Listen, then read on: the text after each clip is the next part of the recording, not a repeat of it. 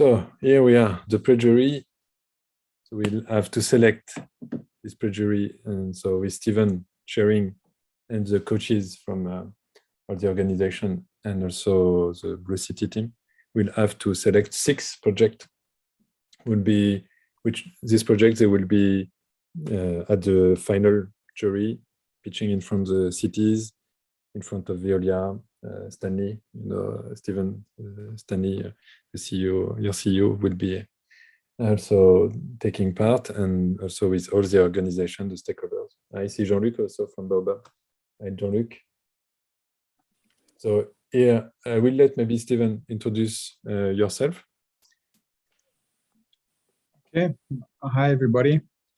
So I'm the general manager for the chemical water treatment business across Africa for Veolia.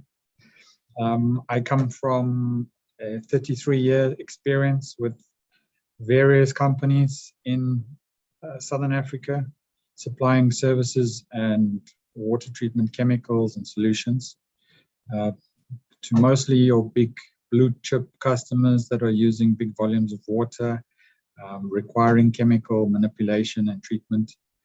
So yeah, I've always been very interested in innovation and new technologies, especially green technologies. So this is why I want to be involved, and hopefully I can add some value and help guide and mentor some of these, and also maybe give some advice to the people maybe that are not selected, and also help the guys that are moving forward to really find the value and to get these projects commercialized. Yeah, thanks a lot, Stephen. We are very glad to have you today chairing our pre-jury. And like as you said, of course, it's very important. All the projects have a potential here. These 12 projects have very good potential. So even if the project not selected, they can continue and they will have our support, and certainly Veolia's also support, like you said. Yeah. So thanks a lot. Maybe I will let the coaches.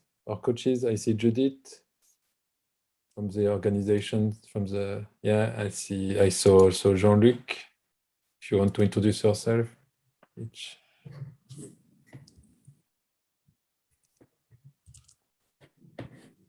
Hi, good afternoon, everyone. I hope you're well. My name is Jean-Luc Koenig. I work for Black Box Durban, but representing Baobab.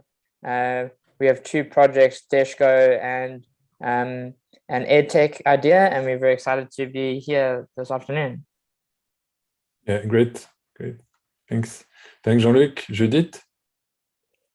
Hi there, everybody. I'm from organization, the Growth System. We are looking at different innovations, and we're also providing innovation consulting. So I'm very happy to be here this afternoon, and I'm really excited for all the projects that are going to be presented. Thank you. Thank you, Judith. I see also Rezib. Rezib is here. Hi, Rezib. If you want to introduce yourself.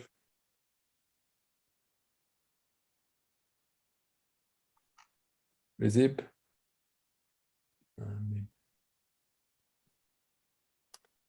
Rezib, are you here? No, maybe not hearing us. Okay. Jason, you want to introduce yourself also? Part of the Blue City team. Yeah.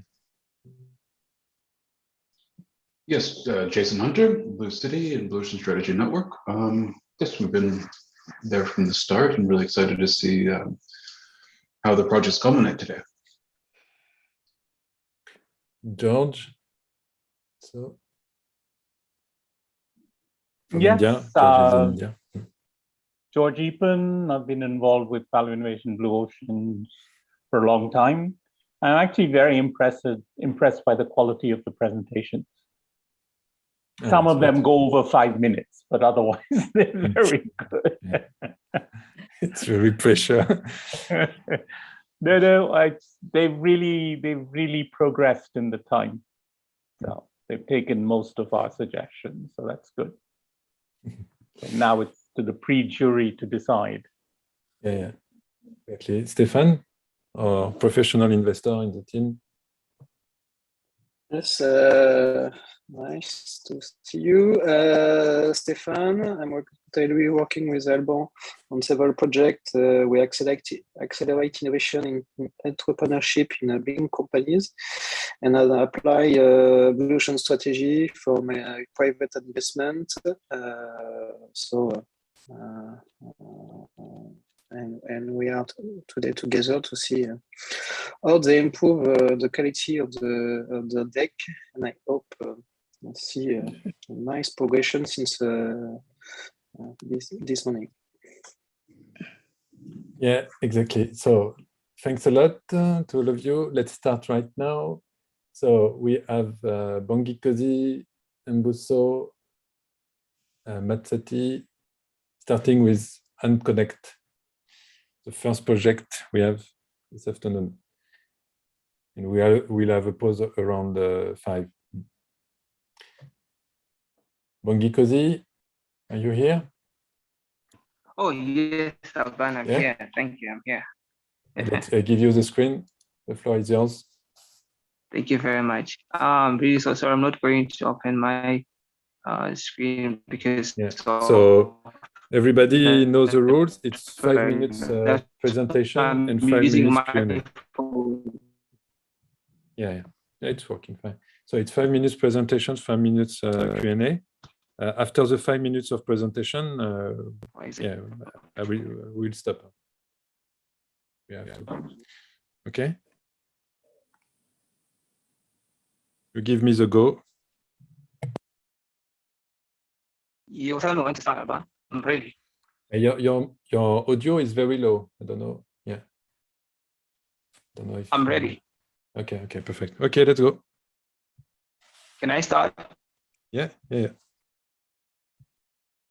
My audio is very low. I think there is a Okay. Good day, everyone. Okay. My name is Bongi Kosi, the CEO of my team, Buso Mono. Maybe Bongi Kosi, I think Alban? your audio is too bad. You should Hello? maybe Yeah, Bongi Kosi, you can hear me? You should maybe disconnect and reconnect. Okay. Okay. Because maybe the audio will be better. The audio is too bad. You should disconnect to the Zoom and reconnect. You join again the Zoom. Okay, let me do that then. So maybe we can have Mbuso when you are. Yeah, we can start with Mbuso with parent education. If Mbuso, you are ready.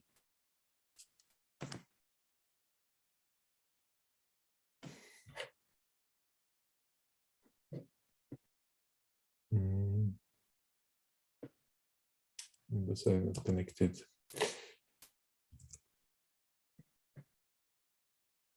Okay, we will wait for reconnection of Bongi Kosi.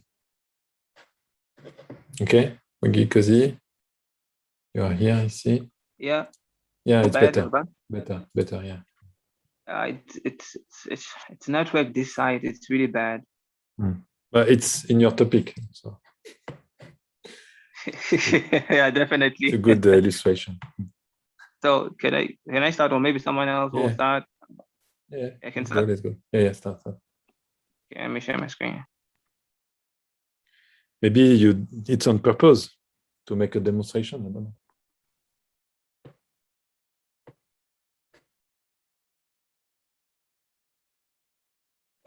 Okay, it's good, right? Can you all see my screen? Yes.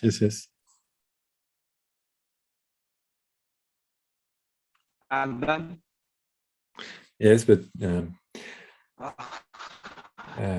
I think when you share your screen, Yeah. you share the screen, the audio become bad.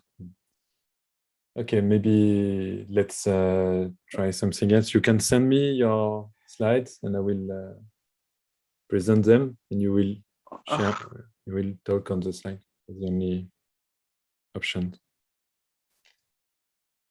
Okay. When you share when you send me your slides, I propose Mbuso, if you are here. Okay, Mbuso, and yeah. to Then we'll come back to Bongi Kosi. Yeah, okay. Alban, can I not present after 5 because there's going to be actually load shedding after at 5 o'clock, and I'll be totally out. Yeah. Okay. Send me your pitch deck in the. Okay. For the final jury, I think we will have all the pitch deck here. Yeah, I've sent it via WhatsApp group on the group. Okay, I will share it.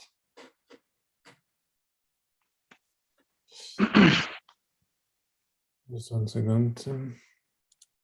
Yeah, sorry for this technical issues. No, it's okay.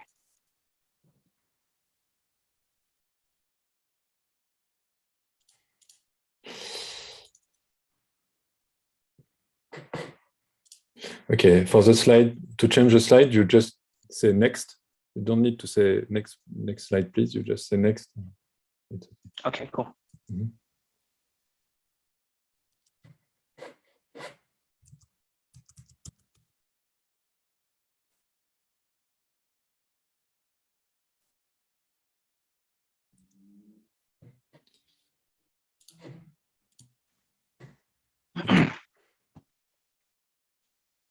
You tell me when to start, Alban. It's okay. You see? Yeah. Yes. Start? Yeah. Okay. Good day, everyone. My name is Bongi Kosi Mabaso, the CEO and founder of NConnect. Here's my team, Buso Nwango, the programmer, and Matati, the market researcher. Next. So what is NConnect? NConnect is a tool that focuses on making normal current online examinations or video interviews accessible to everyone by creating an offline administrator. The purpose of NConnect is to improve the way examinations are handled by transitioning from online to offline examinations, giving students the solution of accessing and submitting their examinations without being affected by load shedding or network connection issues. The aim is to facilitate online to offline systems for all students of the world. Next. So what is the problem we're solving? We're solving the problem of students with problems of connectivity and load shedding, and people that are against new emerging technologies with no mobile phones, no computers, no laptops, or no network. And also people living in townships, big companies or big organizations that are struggling or having problems with network or energy issues. Here, the key needs identified: it's convenience of location, offline system administrator, cost reduction, and offline video interviews. Next. So here's the solution. On the reduce phase, we're reducing costs, which is going to be on the side of universities on data and incomplete scripts due to network problems, and we're eliminating impact of load shedding and network issues and constantly being connected to network. And we're raising the convenience of taking tests at home without having to move from one place to another for strong network connection, and completing your qualification or course in record time without having to repeat. So we're creating an opportunity for students to continue with the examination even after the connection has been lost, and being able to conduct your video interviews even when you're offline. Next, please. So this is the usage scenario. I'm going to act like the student. So this is what the student will do. I will log in and check whether everything is set and wait to start. And then I will choose my writing style, whether I want my exam to be handwritten or inside the platform. And then I switch on my invigilator tool, and then I start writing. Thereafter, I will upload my exam and then click submit. And then boom, yay, I receive my submission confirmation that I have submitted my examination without being affected by network or load shedding. Next. So why now? So based on the exploration we conducted, we found that there's a value and a problem to be delivered and solved respectively amid this global crisis of COVID-19. The findings were that currently the students that are unable to access and submit examination due to factors such as load shedding, which affects network. For this reason, they get subjected to repeating the exam, and it is more problematic if the same incident happens on the second chance they'll be given. In this case, The solution to this problem would be to create an offline administrator and secure vault that will enable students to write the examination without not having to worry about load shedding or network issues. With the secure vault, the exam will be kept safe, zipped, time-stamped, and it cannot be tampered, changed, or removed after the examination period has elapsed or logged out after submitting. Next, please. So this is the market potential. Our market size will be 800 million, and the created market is 2 million. Market size in 5 years will be 802 million, and in 5 years, the market share will be 80 million, and revenue in 5 years will be 4 billion rand. Next. So this is the strategy canvas. This is how we're going to overthrow our competitors. Please, next. So business model. So the model will be subscription-based. Offline services will be provided both to universities and students, but these offline services will be paid by universities and will be free for students. The interest is to keep data safe, secure, and continue even when connection is lost. Next, please. So the experimentation, we're going to need universities and developers on this, and the scope will be in South Africa, especially students from the University of South Africa. The timing will be 2 months to test the efficiency and reliability of the exam tool, and our key partners will be universities and Scalewell. The cost will be 400,000, the profit will be 25,000. What we're looking to learn from this is to understand the internal operations of this system and the experiences of students and to measure their interest. Thank you.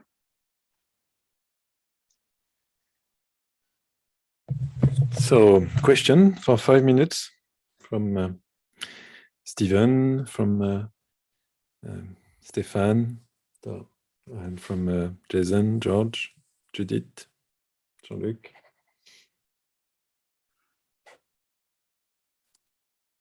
So, Stephen, do you have reactions, questions for Wongikosi and his team?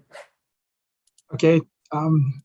So it was the irony here was we didn't have a good connection. We have some load shedding. We have a real case of what can happen in in a real life scenario.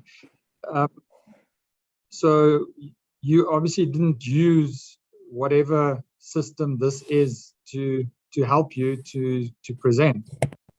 Is that not a bit of a problem? Yes, it is. It is. And how do you overcome this? What do you guys have?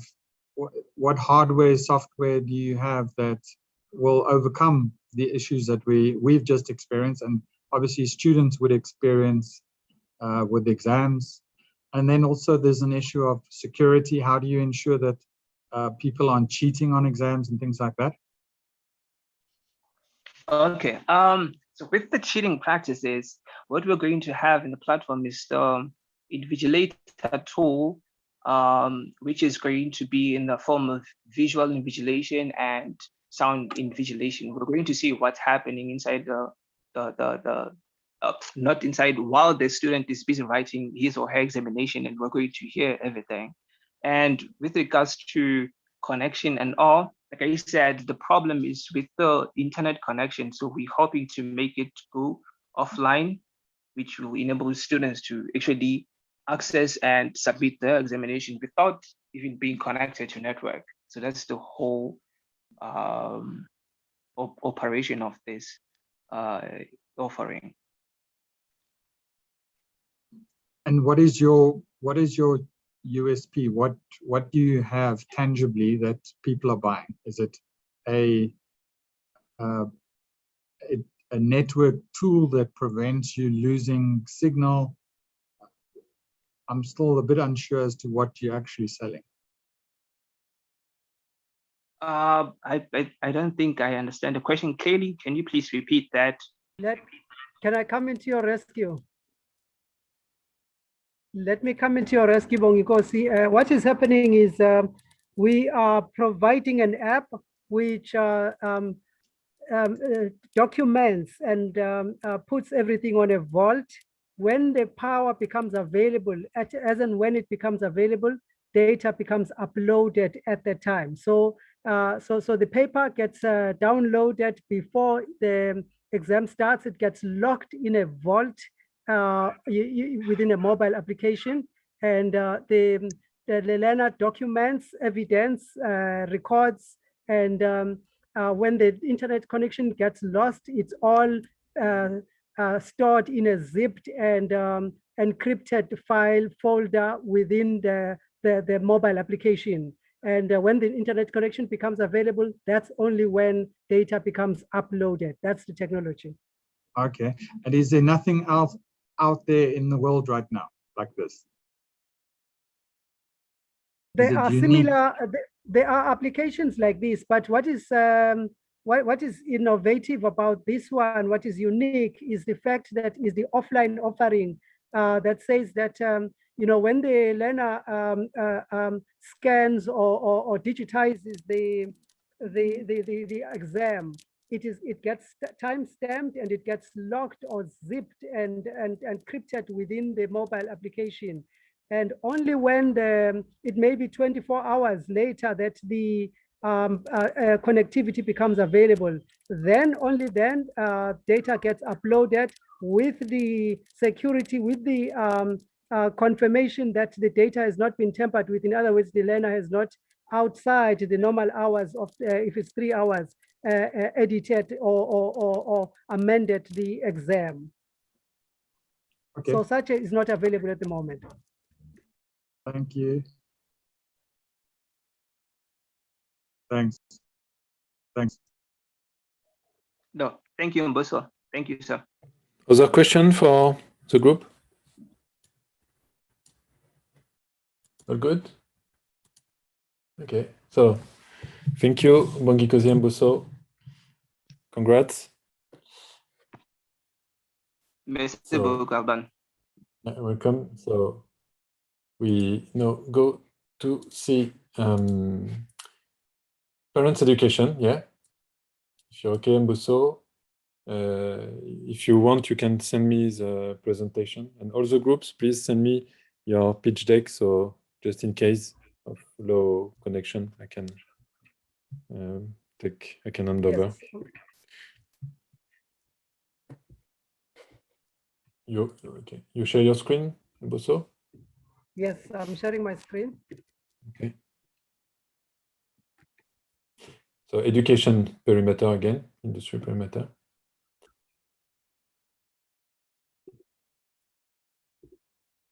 Let me know when you can see it. Yes, we see it. Meet John.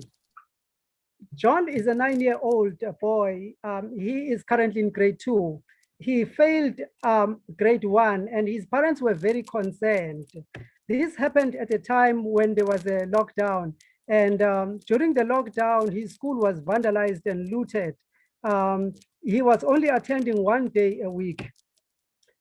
His parents were concerned that he would become one of the 750 million illiterate adults when he grow up.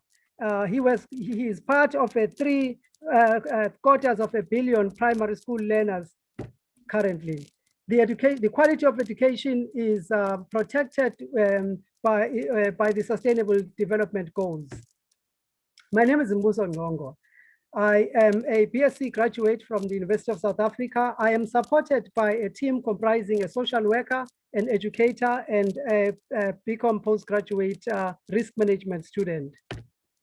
Our solution to the problem involves an integrated and explorative learning method, which incorporates parents' education.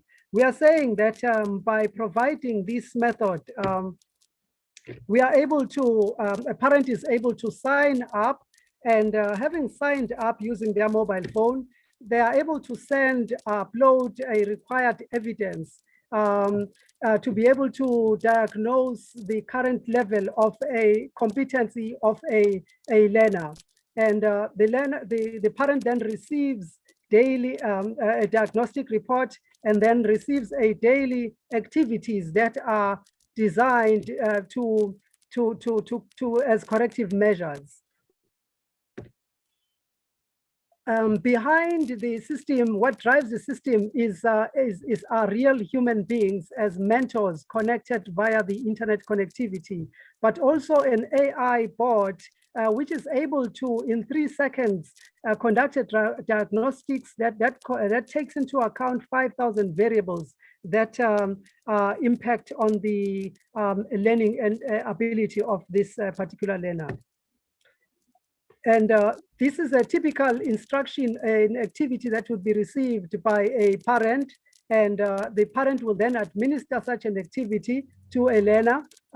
Each activity is designed to take 10 minutes, no more than 10 minutes an instant. So with 20 minutes a day, 1 in the morning, 1 in the evening, then the parent is able to submit evidence. The AI analyzes this evidence that is submitted to, again, modify further activities going forward. 6 weeks later, we find that there's a change and teachers are very impressed. In fact, Johnny had to skip a grade. He's being considered to skip a grade following the improvement in his performance.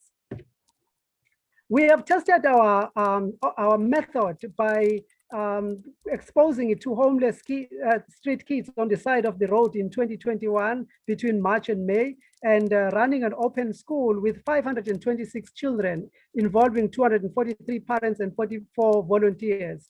And what we have found is that the results were incredible. We found that learners were able to perform above norm. And we found that our method really accelerates learning and it improves functional literacy. And therefore, we find that by applying the Blue Ocean strategy method, we have reduced the uncertainty in learning outcomes. We have reduced the time spent learning, dropout rates. We are improving the quality of education and creating a reinforcement environment. This is a market size that is worth over 20.4 billion per annum in 5 years. Our experimentation phase will involve a project between July and December, with key partners being the Department of Education and universities. We are, in order to do this, we would require US dollars 25,000. The objectives will be to conduct efficacy tests, usability, learnability, and so on. This complementary method compares favorably over the conventional methods in our view. And we have tested this by speaking to primary schools, ECD centers, as well as parents. We have exposed this through competitions, including the UNISA Research and Innovation Award. We have exposed it to the Minister of ICT and KZN TV and had exposure with UNISA portal. We want to leave no one behind as we leap into the future. Thank you. Thank you, Mbuso. On time, congrats. Stephen, if you have some questions for Mbuso. Yes, so this is kind of like an online homeschooling. I think we have a big need for it right now, but this seems to be something that would have been needed 2 years ago when COVID started. When all the learners are back at school, why would you still need to teach the parents now to become teachers? Excellent. Yes. What we find is that, in fact, even before COVID, you find that the literacy levels around the world, the mathematics levels of mathematics performance, you find that already with maximum attendance at school, learners were already performing dismally, especially in the African countries.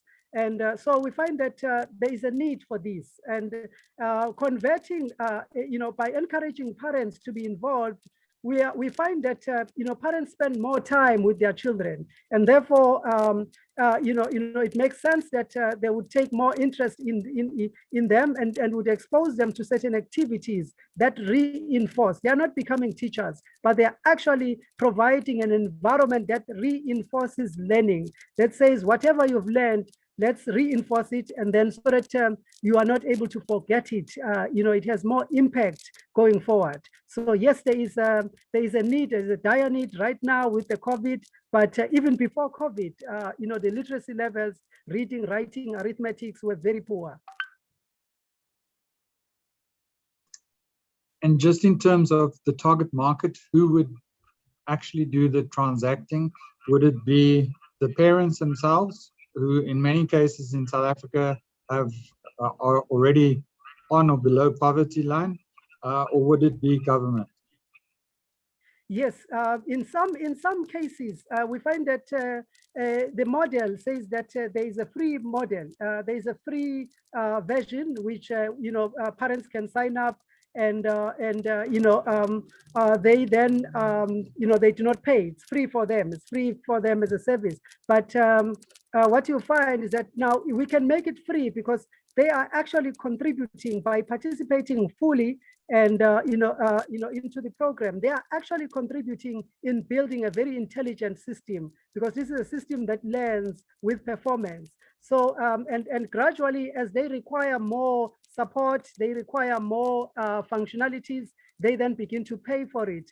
That's the one model. But also, if you look at our offering, we are saying that schools as well, can actually use this system, because it's a diagnostic tool, and therefore, we will expose it to the schools as well, so that they begin to pay. But yes, the parents will pay a subscription. Most of them, the majority that actually need it at quintile 1, where education is free, cannot afford to pay that subscription. But if it's low priced, if it's priced properly, they can actually afford to to pay a minimal amount.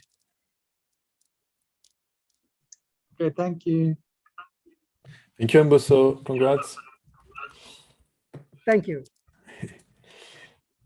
Okay, we continue. We have now Nkamogeleng and Tabang with power cycle in the bicycle manufacturing industry, mobility. You want Nkamogeleng? I share your presentation. You try? Okay. Well, it seems it works. You see your screen.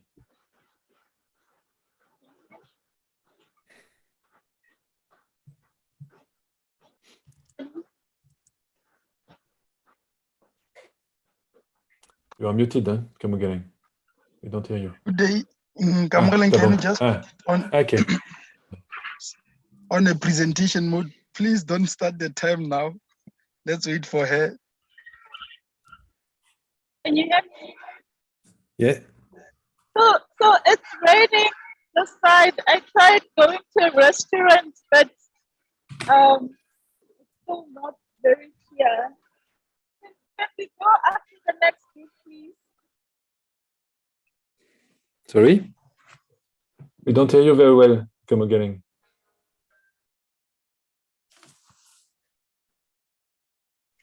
Okay, she's in a very rainy environment and requesting that the next team may go, then we'll go after them, please. Okay. Thank you so next, much. it's Itumeleng, yeah, with Plant Olobiant, with Caroline also. Good for you, Itumeleng and Caroline. Yeah, sure, no problem. Yeah. Okay. Yeah. It's not an issue. Yeah. It's a problem of the weather. Okay, you can share your screen when you want. It works, yeah, we see it. So it's for Stephen, it's the agriculture industry. Right. Good afternoon, everyone. My name is Itumeleng. Today I'll be pitching to you a new offering. We're calling it the plant hollow-bound, and this word hollow-bound sort of reflects our views on agriculture, which is much more of a holistic approach, with a vision to foster a new era in agriculture where we bond nature with technology. Oh, what did I do? My name is Itumeleng, and I have a PhD in plant biology with a strong emphasis on agricultural crops.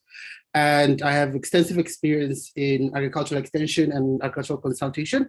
And Ruth is also has a PhD in microbiology, but she's our data specialist and more focused on her background, cloud computing and services. Caroline, I think she's not here at the moment.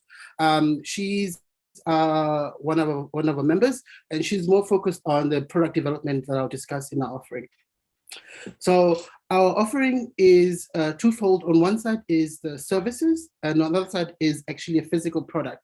So both of these are combined to sort of path a roadmap for farmers to transition away from using non-sustainable agricultural practice, that is the use of fertilizers and pesticide, to much more sustainable agricultural practice. This works in twofold by addressing smallholder farmers and medium-scale farmers in South Africa and sub-Saharan Africa. And during our exploration phase, we interviewed smallholder farmers in South Africa that are both using sustainable agriculture practice, that is organic fertilizers, and non-sustainable agriculture practice. And one of the things that we identified was that a lot of the problems that they had was that there was a lot of complexity in using the product. So they didn't know when to use a fertilizer, what kind of fertilizer to use, but also the soil monitoring tools that are currently in the market, they were not easy to use and not very intuitive. But one of the main things that we identified was that this is increased the risk and anxiety that farmers have when switching to a new agricultural practice, which is what our services provide. But this is timely in that also there's a top-down approach where the Minister of Agriculture in South Africa has given a directive to sort of move South Africa to much more sustainable agriculture. And our offering focuses on creating a new market for our farmers and giving them increased access to revenue and also conserving their soils. And one of the good things that we do is that by packaging a service component where we have an ongoing consultation with the farmer that not only looks at the biological data in the soil, that is the number of bacteria, beneficial, non-beneficial in the soil, but also looking at the data that is collected by our probe that we've developed. And the probe is, I'm glad to say that it's already in production. We've tested it out already. But what we are highlighting here is that we are creating a new market for the farmer where crops that are certified as organic can then be used in other industries outside of agriculture. But also we're increasing access to new agricultural technologies that we are hoping it will be lure to get more young people involved in agriculture. And the South African agricultural market is quite big, but focusing on the medium to the small scale farmers in South Africa, we see that a big proportion, they make a very small proportion of the total output of South African agriculture. But this number is around 4 million small and medium holder farmers in South Africa. But a lot of the micro and small holder farmers, most of them are subsistence farmers, so not for profit. So we'll be focusing on for-profit farms only. And looking at our competition, we sort of see that our new offering, this is the one in the blue, it sort of outcompetes the current offerings from leading pesticide farmers and pesticide production companies and distributors in and around Africa and the world. Our user case scenario is quite simple. So we have the farmer in this case, which would purchase the services and the product together, and that will then relate to how the farmer is then helped in the crops, and also the creation of a subscription model where the farmer is then given information daily or monthly on the progress of the development of the sustainable plan.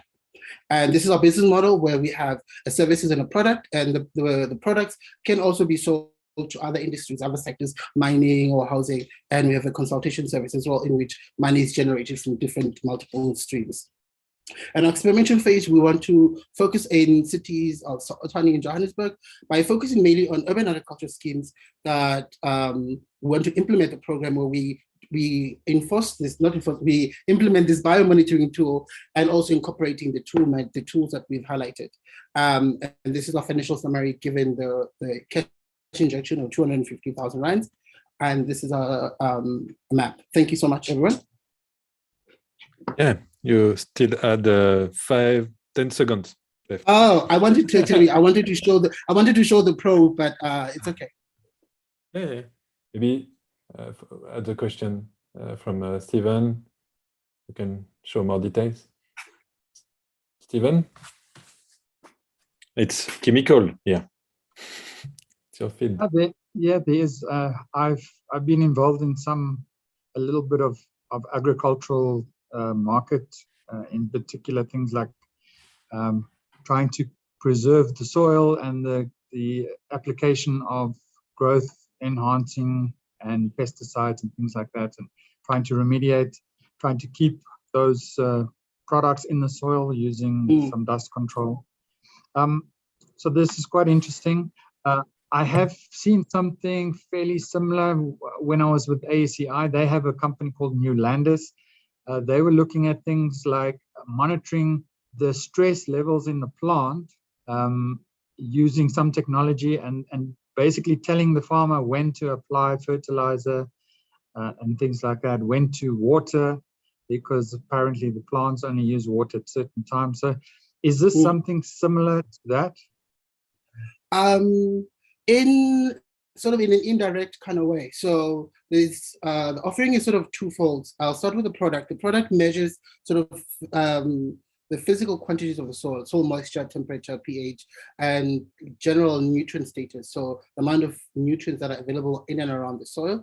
But the services part as well incorporates. So my background is working on engineering the plant microbe interaction. So what we see is that in companies that focus on only measuring the plant response to either nutrient stress or drought, the missing factor is that we now know that not only in humans, that the microbes play a much more important role in maintaining metabolism and our response to stress. So our offering is taking into account not only the plant response, but also the microbiome response. So how the kinds and types of bacteria that are living on the plant and in the soil. And a good example of this is the picture that I showed of, I think I can sort of go back to it. Here, we worked with this farmer that was using pesticide, artificial pesticide and fertilizer. And then throughout one growing season, we transitioned them to using more biofertilizers by incorporating beneficial bacteria and fungi in the soil in and around the root. And the results were night and day. We can see that without an extra addition of nutrients or water, there was improved yield, and also the quality of the product was different. By just looking at this sort of microbe component that's associated with the plant, not only just the drought and the plant response.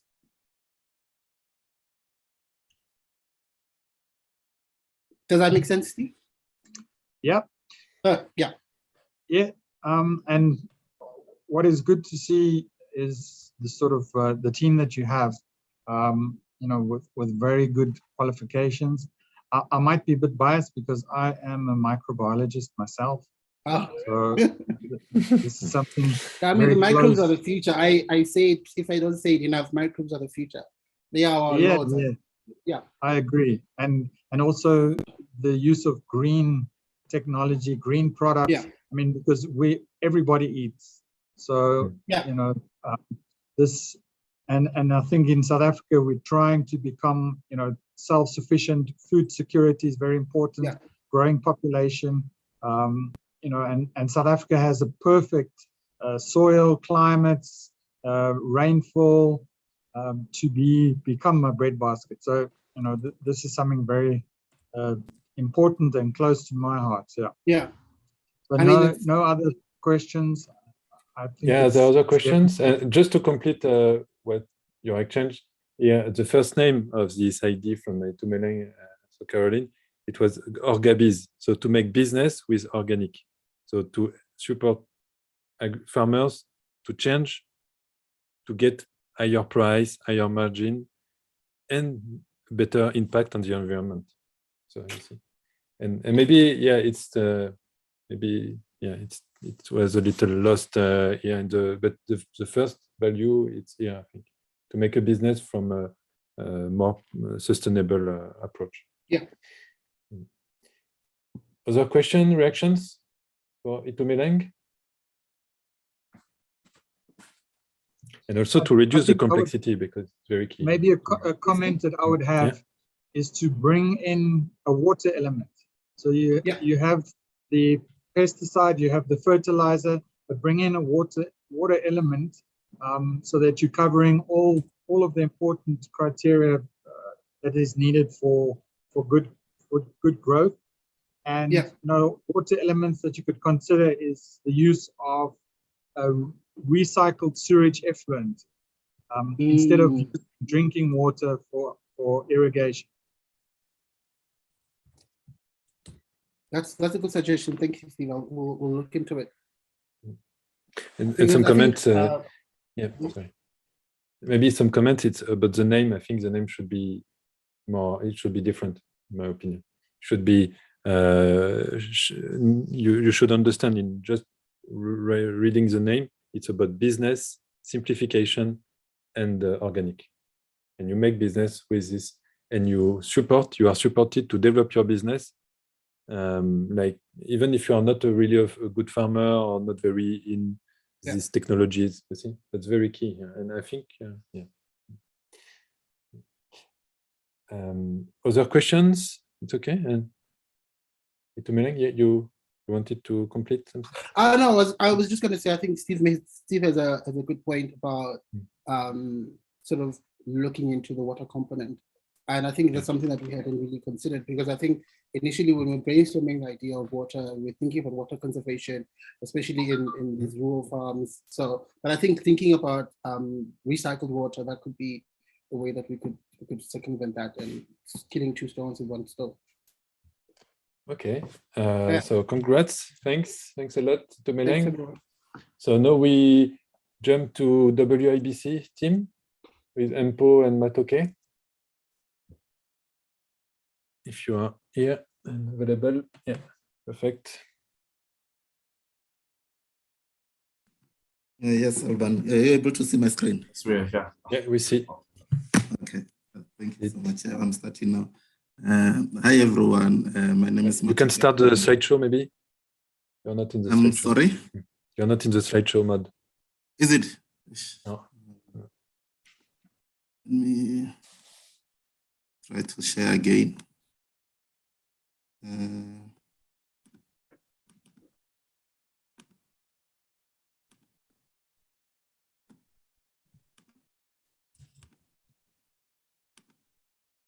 Can you see?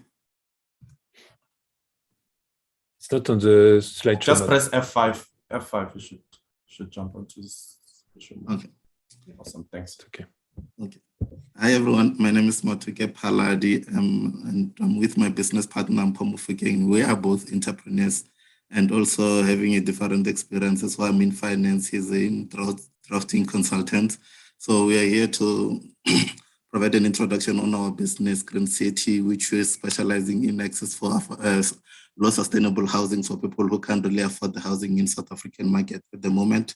The problem that we are trying to solve is to solve the gap where for individuals who are not eligible to get the RDP house, at the same time they can't afford the bond housing. And then we also have those ones who need to rent, but they can't really want to be committed to the long-term lease contract.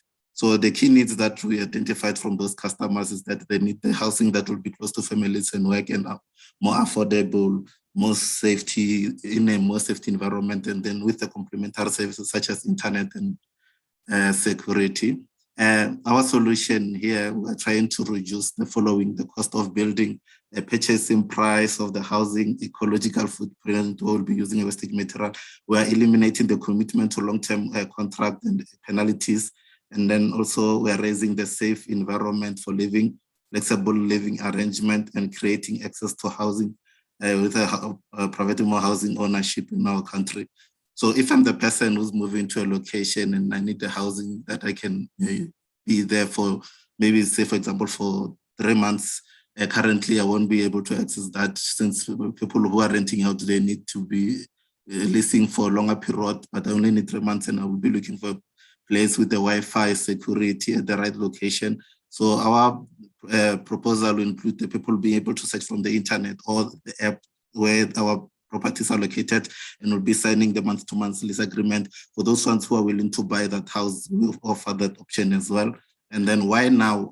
So housing challenge in our country has always been a big issue with the gap, especially the income differences in our country. People are now looking for more alternative housing type of thing. So, and also when technology these days is more available to cater for such type of innovation. Our business model is to try to design a more innovative housing, use wastage material, to come up with a nice affordable housing for those individuals. So we'll be generating income from both selling the units and also renting them out to people who don't want to buy, only want to be at a certain location for a short period of time. And the experimentation details of our test includes the implementation is to the contact that we'll be having with our engineer, municipalities and non-customers to determine their needs. And then the scope, it's mostly gonna start in South African municipalities, but we're able to also extend it to the other global communities.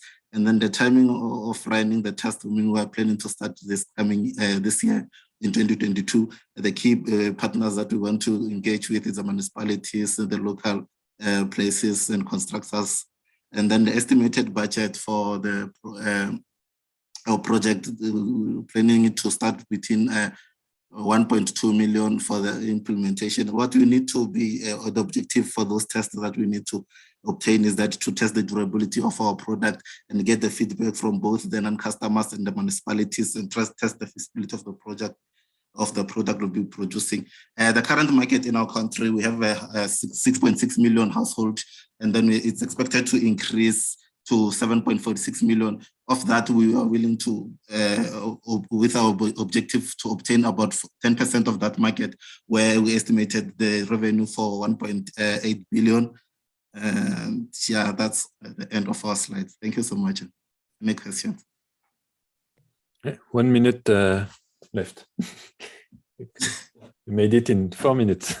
Very efficient. Thank you so much. Steven?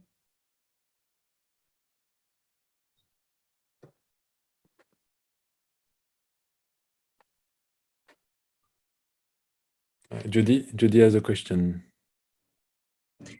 Mataka and Paul, do you have any specific construction material in mind for your housing projects?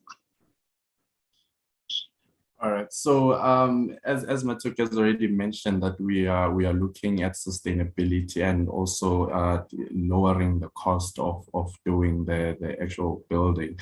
We are targeting or looking at waste materials. And we will be looking at different materials, not just waste, but waste being a bit of a problem. We feel like it's going to be a shoot two birds with one stone, where we are assisting with plastic waste, as well as creating more accessible solutions for people who are currently not active in the space.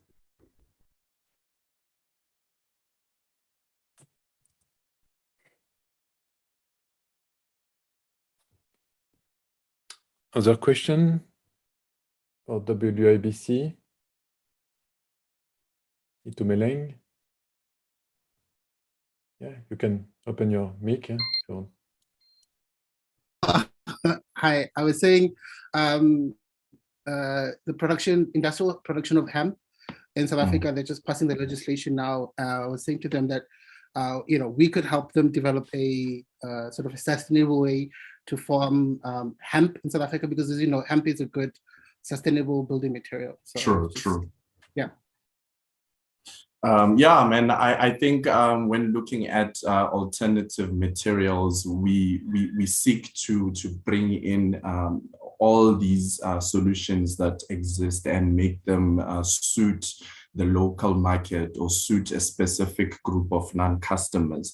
We do understand the use of hemp, and sometimes it's fire rating compared to traditional buildings or traditional ways of building is far impressive. Also, the production of it is much faster. So when we look at sustainable, we are looking will be looking at such industries such as your hemp, your waste industries, and in the past someone did mention the eucalyptus tree that can be used because of the way it grows and the pace of how we can produce using it. So we, in terms of materials, we are not limited. We seek to find solutions that work for that group of non-customers. So it's something that is open for discussion, if I'll put it that way.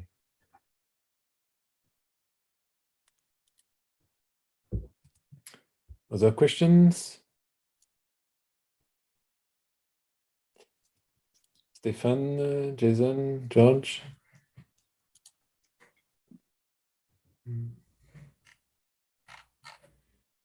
No? Other questions? So, okay, thanks a lot, Empo and Matoke. Thanks, Alpine. Thanks, everyone. Thanks. Yeah, we'll now have a pause. That's okay. Yeah, when you want. Taban? Okay, thank you so much. We present to you the power cycle, which is access to power anywhere without even thinking about it.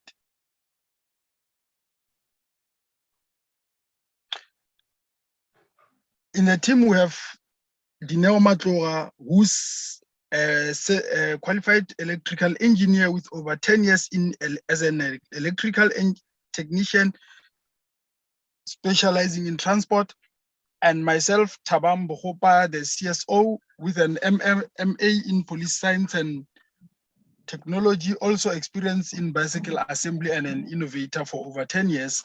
And we have Nkamreling. Hi, my name is Nkamreling. I'm the CEO. I have experience in project management, and I'm a founder of BOCorners SA, so I have experience in bicycle sale and rental. So we have identified 3 main non-customer needs, being the image, safety, and value for money. People were worried about the safety on the road and security in mobility. The non-customers also associated bicycles to poverty and sports. They loved other modes of transport because of the status it gave. For rural high school scholars, all forms of transport is expensive and walking long distances is the only way, which is very unpleasant for us, and that is our pain. Considering we wanted to create something with more varying personality that is safer and worth having, like something that would create value in life. So I'd like to present the Power Bicycle. This is a bicycle made from waste plastic. Using waste plastic will reduce the cost of raw material, it will reduce the weight of the bicycle, and it would increase durability. The bicycle will also be able to create power by pedaling. So that power can be packaged into batteries where it can be used as a form of money or making money, or to charge different kinds of gadgets. So as a high school student in a rural area, I normally walk 10 kilometers to school. So with a bicycle, it reduces the time that I take to walk from school to home or from home to school. And when I get to school, I have a fully charged battery that I can sell to my friends, where they can charge their phones or their gadgets for a certain amount of money. Therefore, I'll be making money for myself. And then when I ride back home after school, I have enough power to charge gadgets at home in case of load shedding, or if we don't have electricity because of how rural areas are designed. Why now? Considering the traffic, the load shedding, the rural transportation, employment opportunities, and crime, there is a need to inspire innovation and creativity. Something as simple as the power bicycle can reduce traffic, create a new traditional mode of transport, and give students and local learners power when designed with the local minds, also giving them the better bicycle image due to how it will be designed. So we're targeting rural and farm schools where the children walk long distances to school. There's 26,000 schools in South Africa, and 6,000 of them are high schools. 3,060 are in rural and farm area. So this gives us an access to 3.7 million children. We are aiming to start with rural schools first, and then moving to urban areas, and then into tourism like lodges and farms, and then the CBD, where we target young working class. The competition. Our price is low because we are using recycled plastic material, which is plastic that is found from the garbage and the landfill sites, and then being collected, cleaned, and processed to the quality of plastic that we need. The weight will be so light, and it will not be heavy for our learners, and it will be environmentally friendly and also strong material, also durable and locally produced, which is our niche.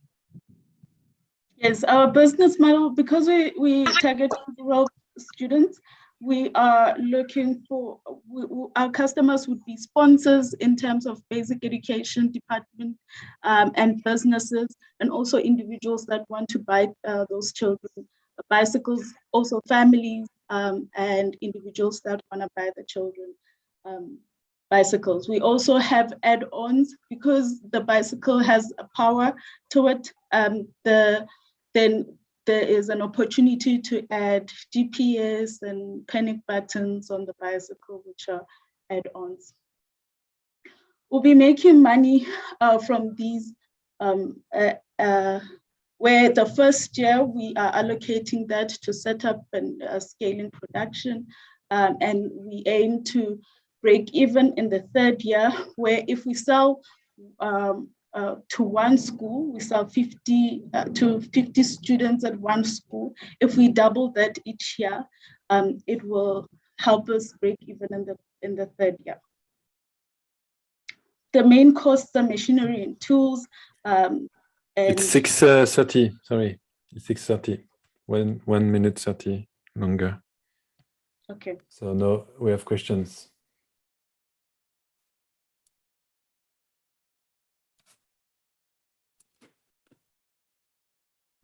Question from Thank you. Stephen. Can somebody answer, how far is the development on the bicycle being constructed from waste plastic? Have you a prototype? Have you done any work on that side? I mean, I'm quite an avid cyclist. The bikes that I ride are normally made from carbon fiber, the very expensive ones, and some of them are made from aluminium. In terms of the frames are not, the carbon fiber is certainly expensive, but the aluminium frames are generally cheap. Where the cost of a bicycle comes in is in terms of the tires and in terms of the mechanics, in terms of the gears and things like that. I would presume that these are just standard bicycle with no gears. And in terms of strength of waste plastic, to me, it seems that might be the problem area in terms of strength compared to aluminium. And the price of aluminium is quite cheap, and especially in South Africa, we do have aluminium smelters, so we get our own aluminium quite cheap, and it's locally available. So I'm not sure if that's going to be where you want to go. It might be that you focus more on using the power generation aspect. So if you can just answer some of those. I know it's a lot of questions, but we push for time, so let's see if you can answer some of them. Yeah, thank you for the question. So we did try the prototype of developing a frame from waste plastic, and we've partnered with a well-known recycling firm. We tried with the main plastic being HDPE and PP, and we've been testing its strength, and it's been really, really good. So looking at the raw material, which is that waste plastic, at a very small scale, we haven't used any budget to get the plastic, and I'm sure that at a larger scale, getting more plastic and logistics and stuff, but there would be budget towards it. But waste plastic is very, very affordable. The part that we had to pay for is using the machinery from the recycler.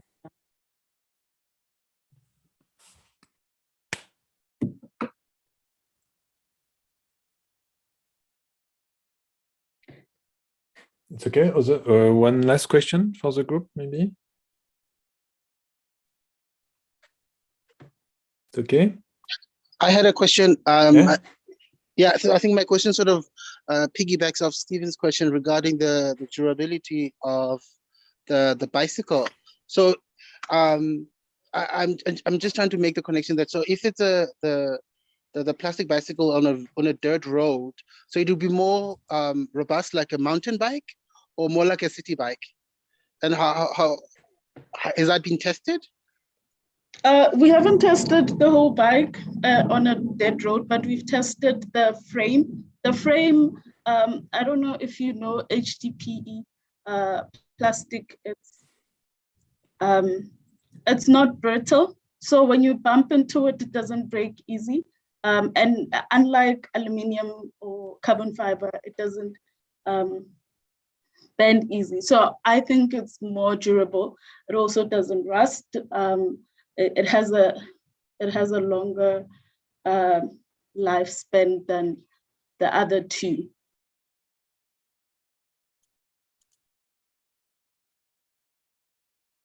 We've tested on impact, and the results were very good.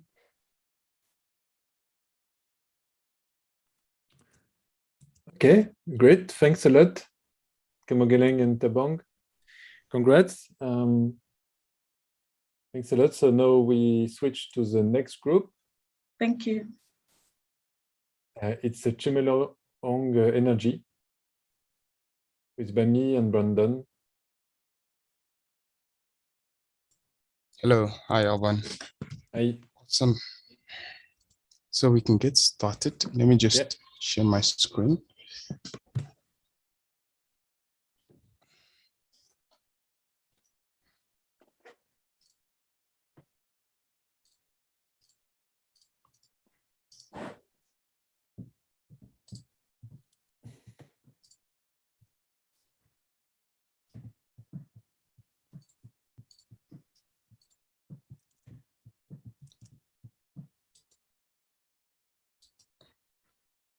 All right, please let me know when you can see.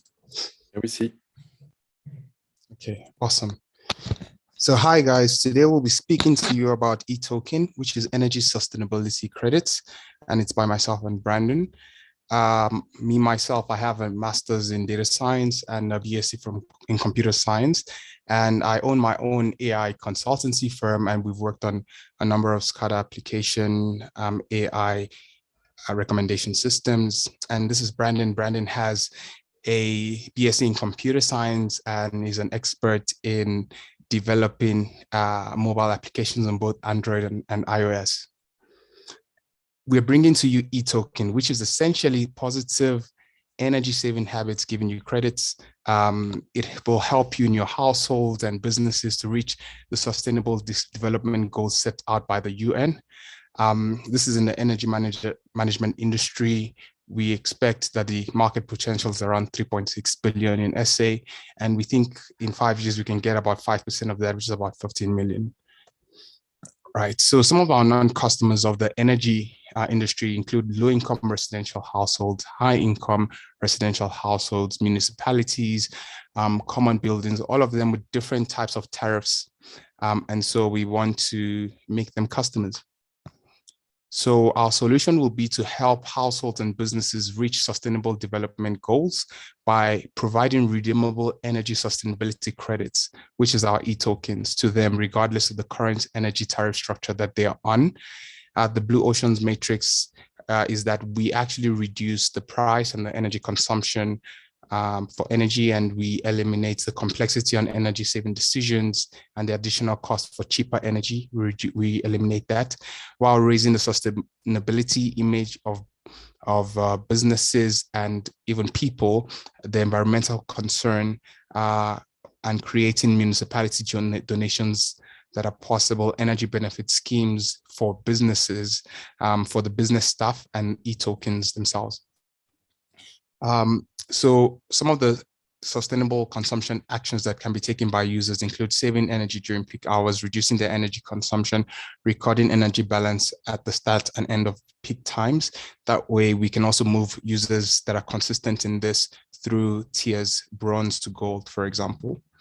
And now this is an example of the prepaid versus time of use tariffs. As you can see with the prepaid tariffs that most of us use at home, they are block rates of electricity, and it's different for businesses. For time of use, we can see that there's summer and there's winter. And in many cases, based on the peak standard rate and off peak, the rates differ. So we aim to optimize this problem. As you can see, the peak times and the non-peak times and the standard times. So why now? It's because load shedding is a current problem. The Paris Climate Agreement is in, energy is becoming more and more expensive, and renewable energy is more and more accessible. Our competition, as you can see, we segment the market with our e-token, where we create a different market for ourselves on many of these key concerns. In terms of our energy scenario, for example, a resident like you can need energy, but it's expensive. Let's say this is a low income resident. And so instead of purchasing through their standard municipality or standard city power, they purchase their energy, their prepaid energy through us. And in doing that, they get access to redeemable e-credits, which are our e-tokens. Then the user receives their normal voucher with the normal cost, and they get sustainable consumption goals per day tailored to their residents. And when they meet that, then they get their e-tokens. Of course, exceptional residents then get praised and put on a leaderboard, and residents can redeem credits by converting those e-tokens back into cash or by using the credits in our efficiency store. So essentially the e-tokens that they get from achieving the sustainable goal, they actually can convert it into cash, even into more electricity credits and so on. The business model is that a user will be on a prepaid tariff, for example, and then they pay us 1,000 Rand for their prepaid voucher.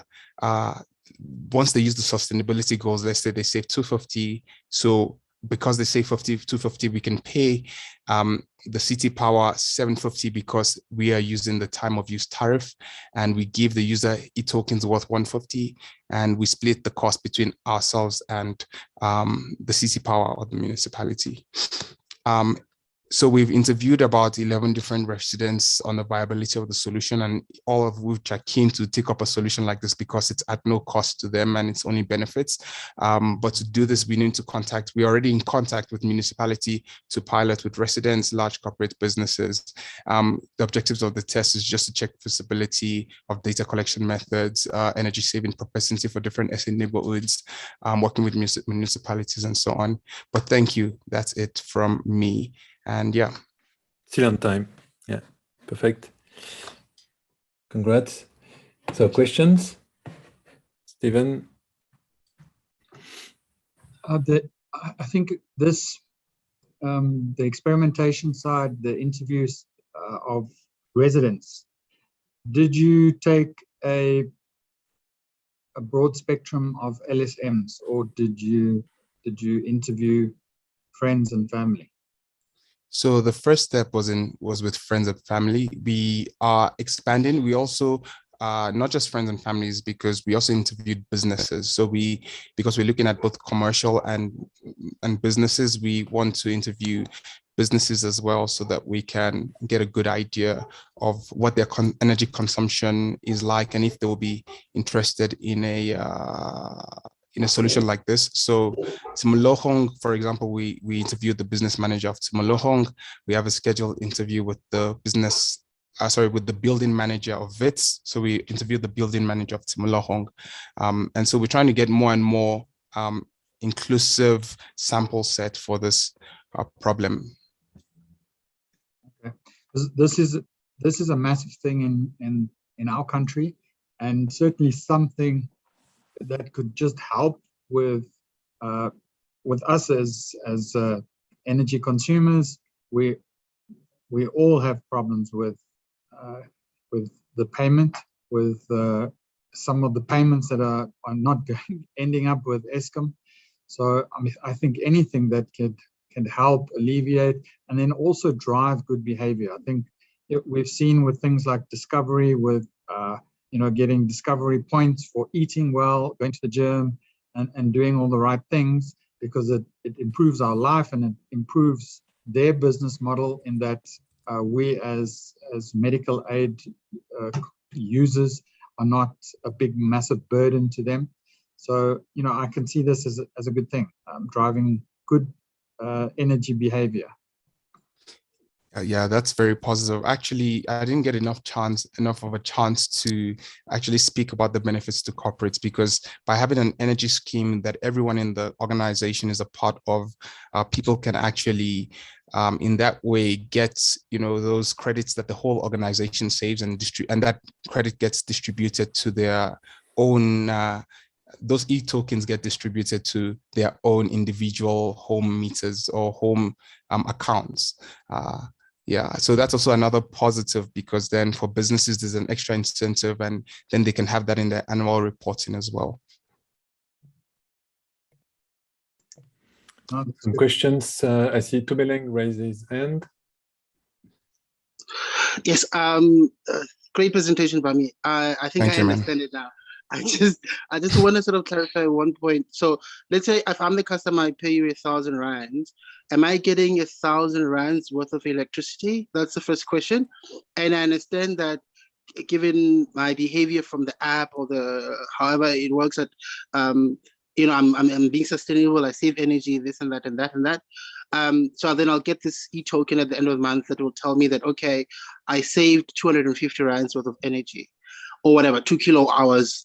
So what's to then stop that customer from just suspending the service? Because if I know that, I just have to switch off my pool at 3 o'clock in the morning, and do you know what I mean? Like, how does then the customer come back to you next month once their behavior has been mapped out, and they know that if I just change this and this and this, then my bill will go down from 1,000 rands to 600 rands? Yeah.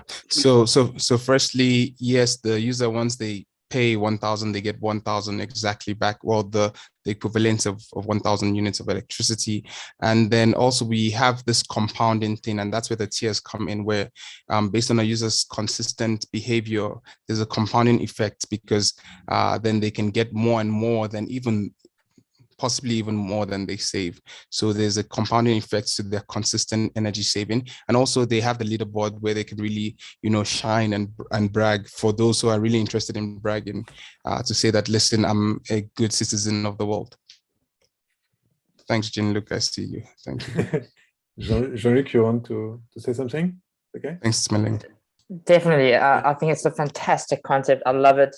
As was referenced earlier, I think by Stephen, about the Discovery shared value model, which is about your health. But I think doing a shared value model for sustainability of your consumer behavior is fantastic. Sibonisa and I were working on waste, and we think you could do something similar, I suppose, with waste behavior to what you've done with energy. So yeah, just really well done. I think it's a fantastic concept. The logic and everything behind it looks quite sound. The implementation will be interesting, and the take up. but just generally, I think it's a beautiful, beautiful idea. And I think the value to you will be the data that you're going to get on behavior. And that's going to be worth a lot, is the behavioral data is actually going to be the gold mine, I think. But really well done.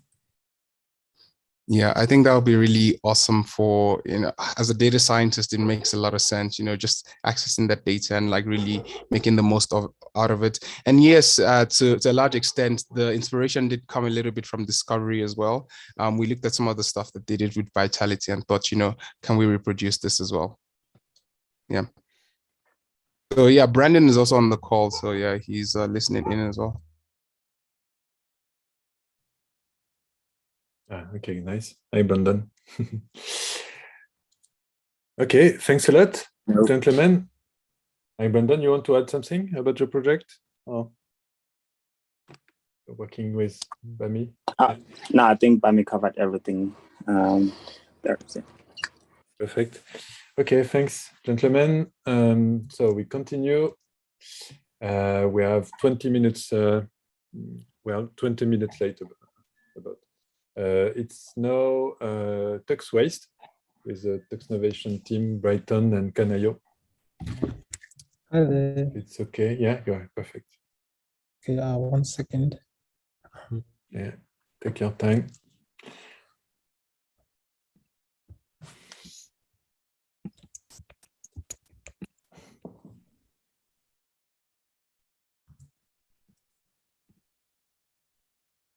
Waste management industry. Yeah.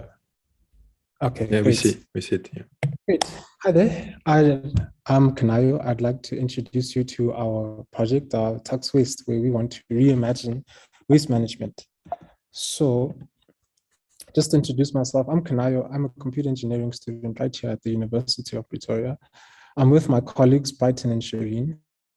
Shireen is an investment management student also at the University of Pretoria, and she has expertise in waste management and more specifically social entrepreneurship concerning waste separation. And Brighton is a fully fledged mining engineer who's also very knowledgeable about material separation. So we want to focus on these guys today, the South African waste pickers who are responsible for about 80% of the recycling in this country, for a country that only recycles about around 10% of its waste. So we spoke to them and we wanted to see their pain points of things such as low remuneration, being paid less than 133% of what their garbage is worth usually, walking distances of up to 10 kilometers to the closest recycling point, and things like that, and also being cut and being exposed to things like tetanus, if not. So as a solution, we want to create a place where everything that the waste picker picks up is theirs, and they can valorize it, meaning that they can turn it into a more useful material through recycling and mechanical processes, and then they can resell it and keep it and resell it for a higher value. So how to work? First things first, we'd go and we teach them how to recycle and to valorize waste, and also with the safety protocols with it. Then they do what they usually do good. Best is picking up waste across the cities. And then what we do, we'd pick them up wherever they would be, instead of walking like 10 kilometers to the recycling plant, and we help them store and sort whatever they need. Then step 4 is that they'd come over and valorize and to turn things into more valuable materials. Then we hook them up with possible manufacturers and suppliers that would be interested in buying whatever they valorize. We facilitate the process of the payments, and then we pay them. So the possibilities that we have is that we can turn paper into mesh, unsortables into cement fillers, plastic into building material, rubber into building material, and plastic into plastic pellets, which they all keep and resell. So through this, we created like a skills platform where people can learn how to recycle, where anyone, not just waste pickers, exploitation of the informal waste pickers. We've reduced the amount of waste that ends up in landfills, and we've also raised the crucial awareness that waste pickers play in our society. So, looking at it, we have to be customers, which is the waste pickers, and our possibly unemployed individuals who will also be interested in starting their own waste recycling business. And then we have revenues. We are an expected revenue in 5 years to be, this is actually modest, of 260 million rand in the coming years. So looking at our strategy canvas, we've reduced the price it costs to recycle goods by significantly, since now you have a factory that you can go to. Job creation is up. Amount of waste that lands up in landfills is taken down tremendously, since now waste picking is more of a lucrative business. And the remuneration also just has skyrocketed. So the business model is that the transaction between the waste pickers and the manufacturers, we will take a small 10% fee of whatever transaction is, or of what they get. And along with that, things like the bags that they use to carry the stuff, we can partner up with companies who are interested in CSR programs and to have ads on the bags. So those will be our two sources of revenues that we plan. So as of now, we've interviewed about, I think, 20 plus waste pickers, and we are across 3 sites. We know that the MVP is very possible at a modest 200,000 rand for proof of concept. And we plan to pilot it right here in Pretoria. And hopefully, if this thing becomes successful, that we can partner up with people like Veolia and the South African Waste Pickers Association that can actually help and better the lives of the people that they hope to help. So as it's here, thank you very much. Questions? Perfectly on time. Congrats. Yeah, very good. Question now. So Stephen, do you think Veolia would be the first client? Yeah, obviously this is very much in our lane, and Veolia is moving massively into this area. We have our own landfills. We see that there's huge value in waste and in recycling. So this is the area that Veolia is moving towards and exploring. It definitely would be something that we can help with. I just see in terms of the business value, the revenue streams is taking 10% away from the pickers. That doesn't sit too well. They already make very little. I think we should look at, I'm sure there's other areas where we could look at generating the revenue. This would certainly be something that, like a CSI thing, that Veolia would be interested in getting involved in. And I think the other focus area should be, one of the areas I myself am affected by the pickers are, they generally leave quite a bit of mess behind. So they go through our bin, and then through the process of sorting, they leave, whatever they don't really want, they leave that behind, and it leaves a bit of a mess, and that creates problems with the society and the public.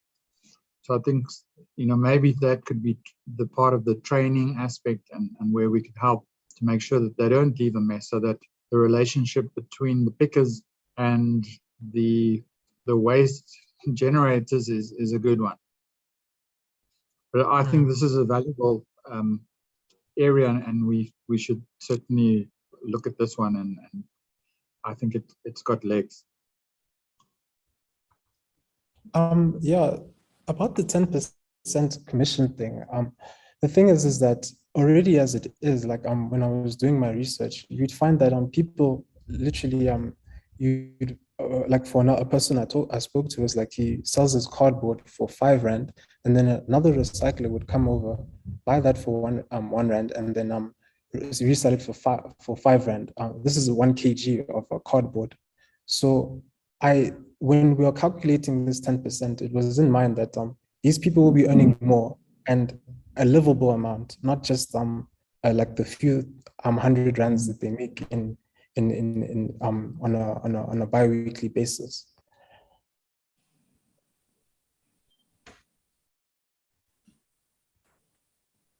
Yeah. Okay. Thank you, guys. That's all from me. Thank you. Yeah, Judith, you have a question? Yes, I just want to hear from the team. How do they plan to increase the remuneration of the waste pickers? So basically, the reason why they get it for they have to sell their stuff for what you call it, for such a low price is for the reason that it needs to go through certain valorization processes, such as cleaning it, putting it into, melting it down, putting it into pellets and stuff like that. So now for the fact that we're giving these facilities for free, and now what would happen is that they will bring the price up, and then they can be their own recyclers, or however you want to call them, and resell it at the price that a normal recycler would get after they've valorized these materials. I'd call them raw materials right now. I hope I make sense. Yes, you do. Thank you. Oh, thank you.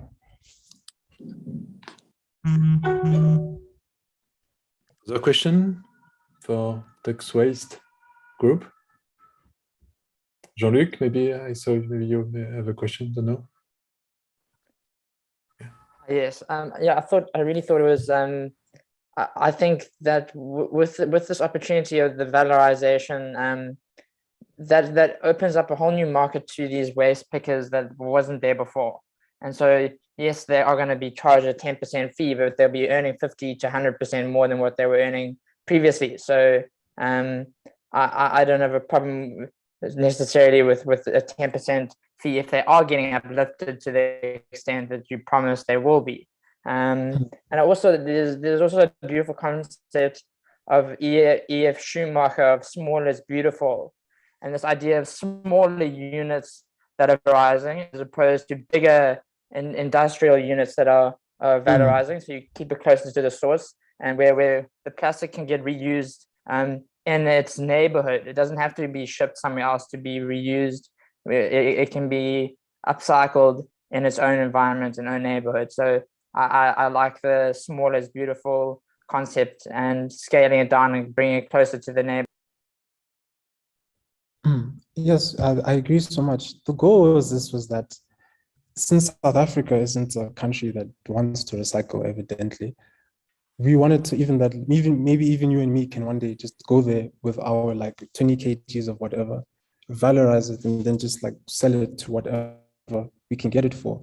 And my vision is that more and more people will start doing this, because now waste picking is a lucrative business.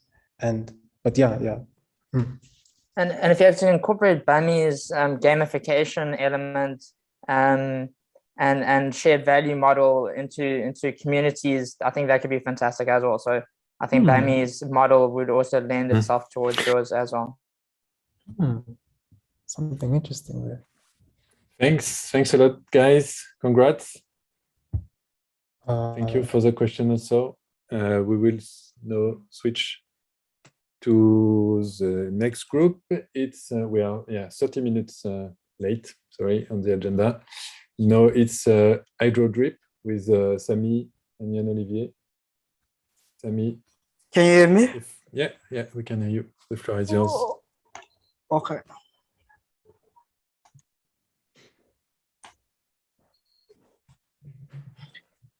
Sorry, can you see my screen? Yeah.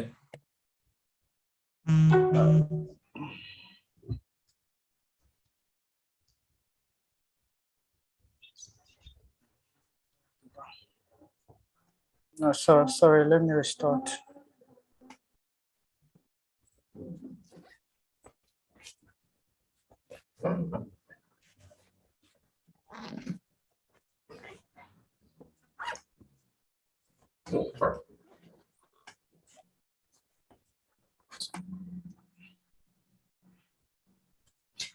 So can you see my screen? Yes. Okay, Yes, so we do. okay, thank you very much. My name is Sami Mpungu. I am the CEO and founder of HydroDrip. So today I'm going to present Hydro Wallet. So basically, Hydro Wallet is a digital wallet which helps water companies to scale water access in the communities. So our vision is to make people's lives better and healthier by providing clean water. So the problem that we've seen in the world right now is about 2 billion people don't have access to clean and drinkable water. So the solution that we are coming up with is a network of dispensers, as we are a B2B hardware and software company. So we allow the water companies to deliver clean water at scale through a network of smart water dispensers that give users an integrated payment for recurring water, so like 24/7, through our digital wallet. So the demo, so I'll just give a demonstration for 1 minute.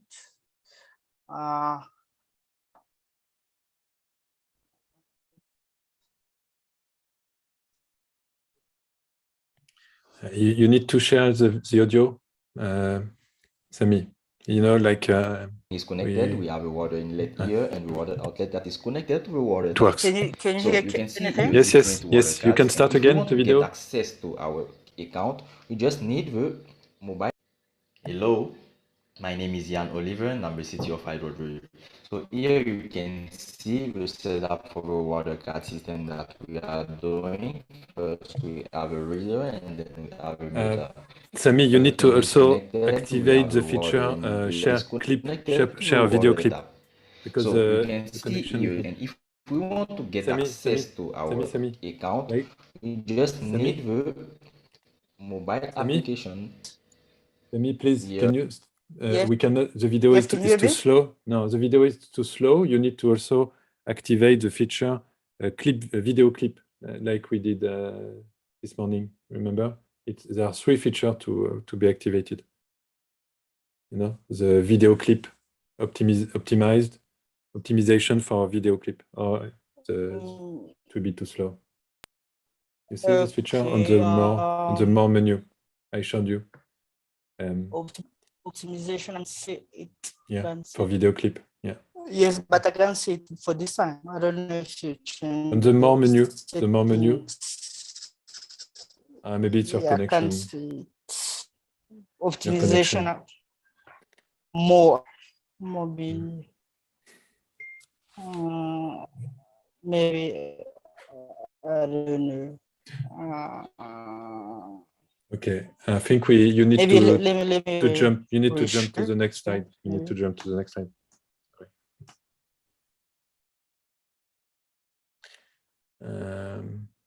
Maybe your connection also is bad, Sami. I don't know. I think we have lost Sami. He was disconnected. Okay, so we'll continue, and when you come back, we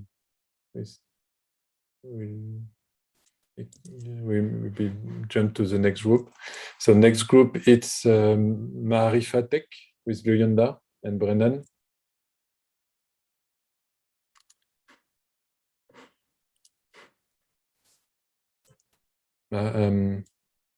Are you ready, Luyanda? Yes, I'm just Okay. just gonna share the screen. Just give me 1 sec.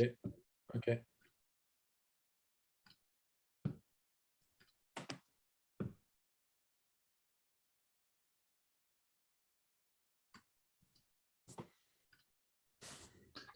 Okay.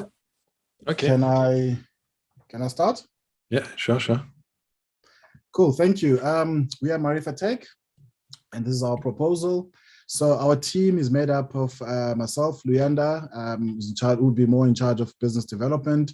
I'm a current MBA student with 22 years experience in marketing and advertising. Brennan Babb is my co-founder. He'd obviously be in charge more on the technical side, software development, etc. He's got 25 years experience in IT and has launched a lot of mobile products and services. Our vision is to create a fun and engaging way of learning about managing money. So what's our problem statement? So there's 28% financial literacy in the BRICS countries, Brazil, Russia, India, China, South Africa. In South Africa, only 42% of youth are financially literate, and only 49.5% of youth save money on a regular basis. So when we did the research, some of the kids were telling us things like, they don't know where to get information on managing money. Some of them are saying, it's too far or costly to travel to a bank to learn about, managing money. And then one kid also said, he doesn't understand some of the information that they got at the bank because, it's written in big language.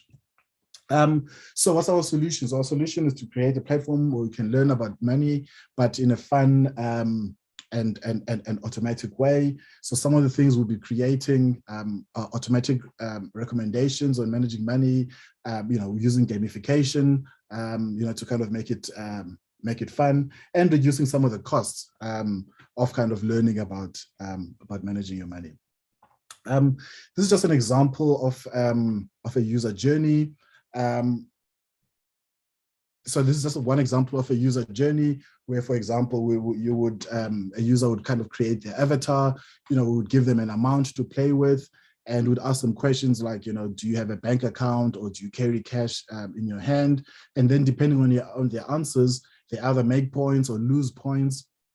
And then at the end, you would kind of get a score, and then also kind of get a recommendation on, how you could improve your financial status. I mean, I've obviously given you guys just one example here, which is on saving, but we can do this with how to buy a car, insurance, multitude of different options. Why now? South Africa is currently sitting with 66.2% youth unemployment. So a lot of them are also trying to kind of open and start their own small businesses and enterprises. On the other hand, though, South Africa is sitting at 91.2% smartphone penetration, and data costs are coming down. So we think the convergence of these three elements make this solution viable at this point. The market potential, so currently looking at about 17.1 million youth in South Africa that are not financially literate, but the market size is sitting at about 46.2 million people in total. And then in future, we would look to launch this obviously in South Africa, but then roll it out in the rest of Africa, more specifically in kind of English speaking countries. Our business model. So our business model is basically threefold. We would look at financial institutions. So in South Africa, all banks are required to spend 0.4% of their net profit after tax on financial literacy programs. A lot of them are currently using, traditional advertising platforms. So we would look to tap into those budgets because our solution, is kind of more automatic and kind of gives them greater reach. Advertising would obviously sell advertising space, to different companies, and this is, opportunity here. Once a user has done the journey, there could be a click to purchase. So, for example, you could do a thing on trying to buy a car, and then at the end, if Westbank is one of the advertisers, they could have a pop-up that says, click here to buy a car. Social enterprises, I'm talking about I'm talking about foundations like the One Foundation or the Bill and Melinda Gates Foundation, who would kind of give us access to marginalized sections of the community, and they're already running kind of other education programs towards those marginalized communities. So what would we be looking for from an experimentation point of view? Basically, we would look to understand the key topics to cover, and the topics have to be age appropriate. We would also like to test kind of different platforms and different storylines. We would implement this high school and university students, Gauteng, KZN, and it's very important for us to do a split between urban and rural areas, 6 months, and we would look to partner with people like the universities, Scaleway, and the cities, and we would look for about 350K to do a prototype mock interface and storyboards. I'm not going to go into this, but this is just a basic understanding of our high level architecture. We would use WhatsApp, the web, and also an app to run this. Thank you, and I'll take questions. Yeah, questions. So yeah, congrats. We have time for one question. Please. Stephen, if you have a question. Stefan, Jason, John, yeah. A bit of a comment, come questions. So, I mean, this is something that's extremely necessary. I've thought, why is it not part of the school curriculum? We should be teaching kids from 6 years old about how to save, the importance of creditworthiness, of having a good credit record. Just a comment, I have a sales team of 15 people. Probably 10 of them cannot get a car, even if I give them a car allowance. They have zero creditworthiness. So it's important to get that understanding from a very young age. Make sure that you're creditworthy, understanding how creditworthiness is worked out, calculated, and then things like just basic savings and pension and things like that. You need to start these things at a very early age. So I think this is critical, and any way that we can educate our youth on the financial literacy is brilliant. Thank you. Thanks. So great. Thanks a lot, Luanda. Congrats. Now we can come back to Sami and HydroDrip if you want. If you activate the features for video clip.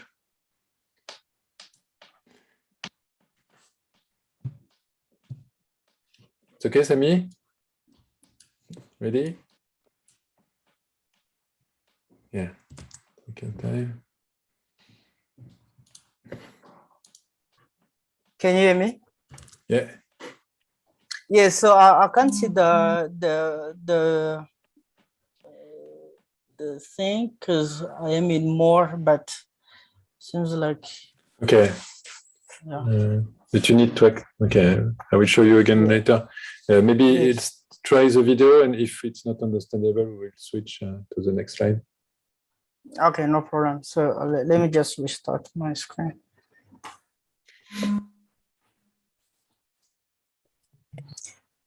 So thank you very much. Here I am again, Sami Mpungu, CEO of HydroDrip. So today I'm going to present you Hydro Wallet. So basically Hydro Wallet is a digital wallet.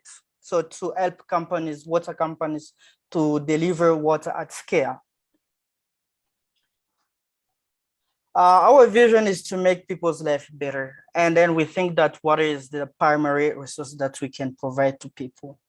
So the problem that we found out in the world right now, around 2 billion people do not have access to clean and drinkable water. So the solution that we have right now is a B2B hardware software company. So we allow water companies to deliver clean water at scale through a network of smart water dispensers that give users an integrated payment for recurring water 24/7 through our digital wallet. So basically it helps people they can share water, they can donate to people that lack water, and also they can control the water use. And basically they can resell the water that they didn't use to the people that use too much water. So in terms of incentivize. So I'll try my video if it's going to go through.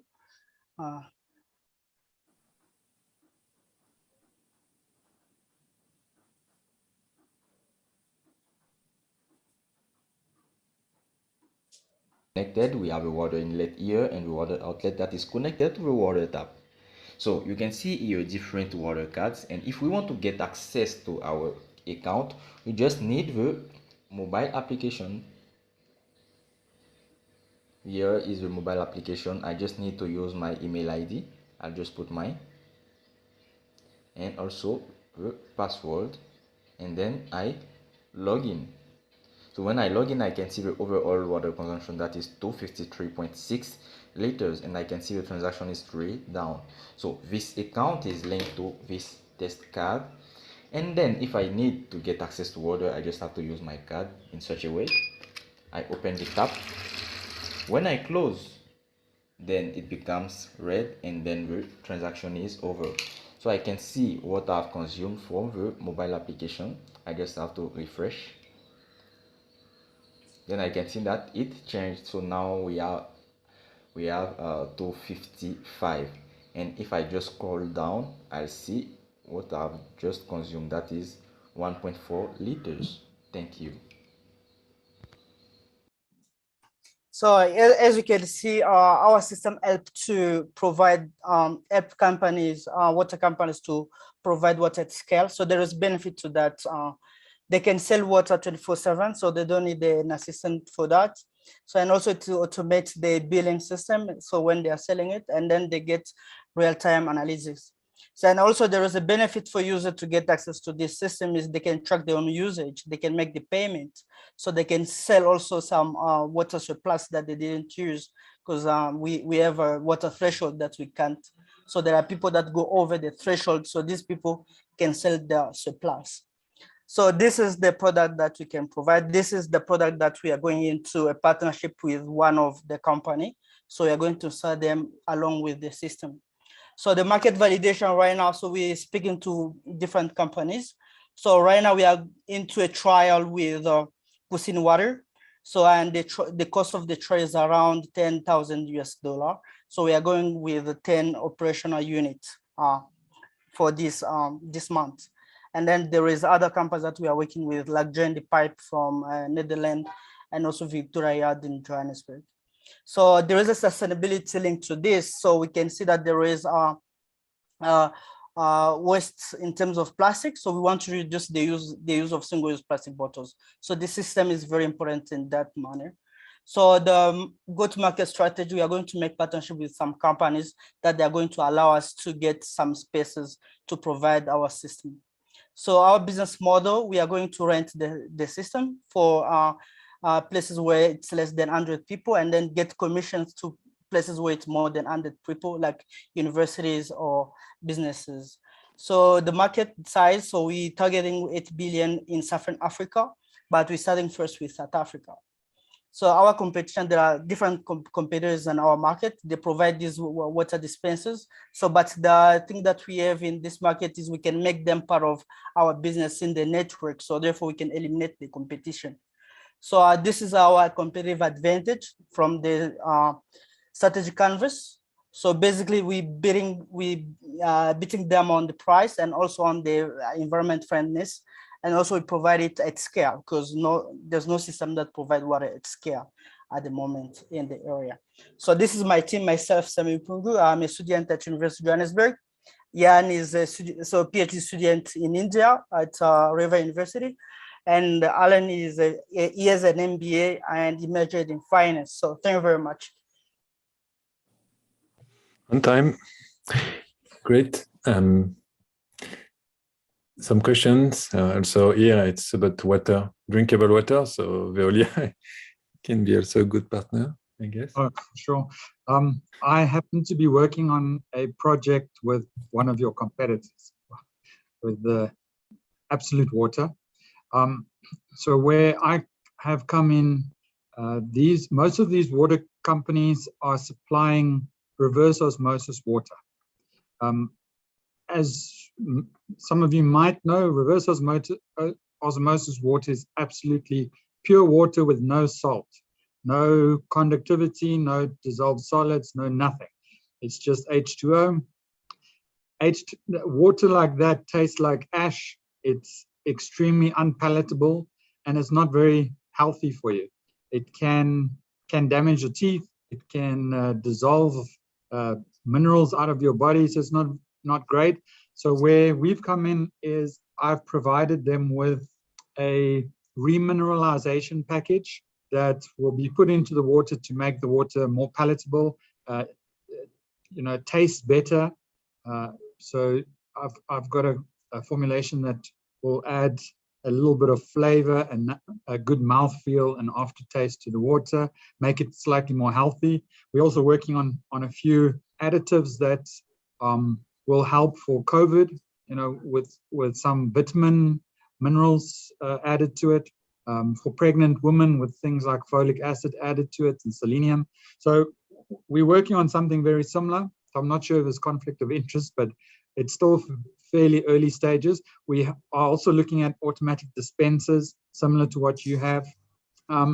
Just one, an area that I think can be exploited in this case is South Africa has basic income grant, the 350 that Ramaphosa is talking about.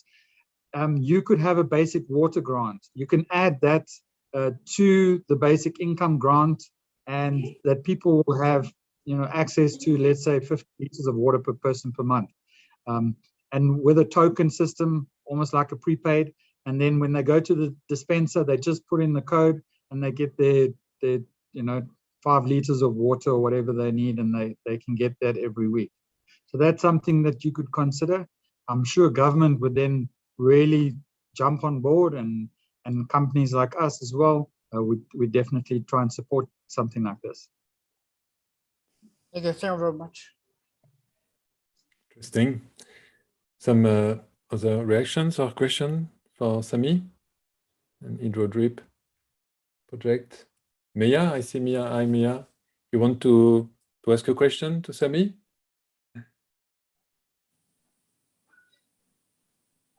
Hi, everyone. Just to comment that it's incredible to see the progress that the offerings have made, that the entrepreneurs have made on their solutions. And yeah, to commend them for really pushing and really clarifying and getting to the essence of a very attractive offering that is a blue ocean offering. So it's incredible to even see the difference between this morning and this evening. Very commendable, and it's for me very encouraging to also see those entrepreneurs who have walked a path with Tshimologong Precinct from very early stage startups through design thinking and pitching and reworking and prototyping and now going through this program. I'm very encouraged by where these solutions are heading. Thank you. Thanks, Mia. Is there no other reactions or questions? We'll jump to the other group. Congrats, Sami. Thank you very much. Thank you. So next group, it will be Marifa. No, sorry, we're already Preloved Fashion with Diva. If Diva is connected, are you here, Diva? Yes, I you're am. here. Yes, okay. I am. So I share my screen, and you Yes. you say me next. You just say next. Okay. To jump to the other side. No problem. Let me open your. Here it is. Up, 5 minutes.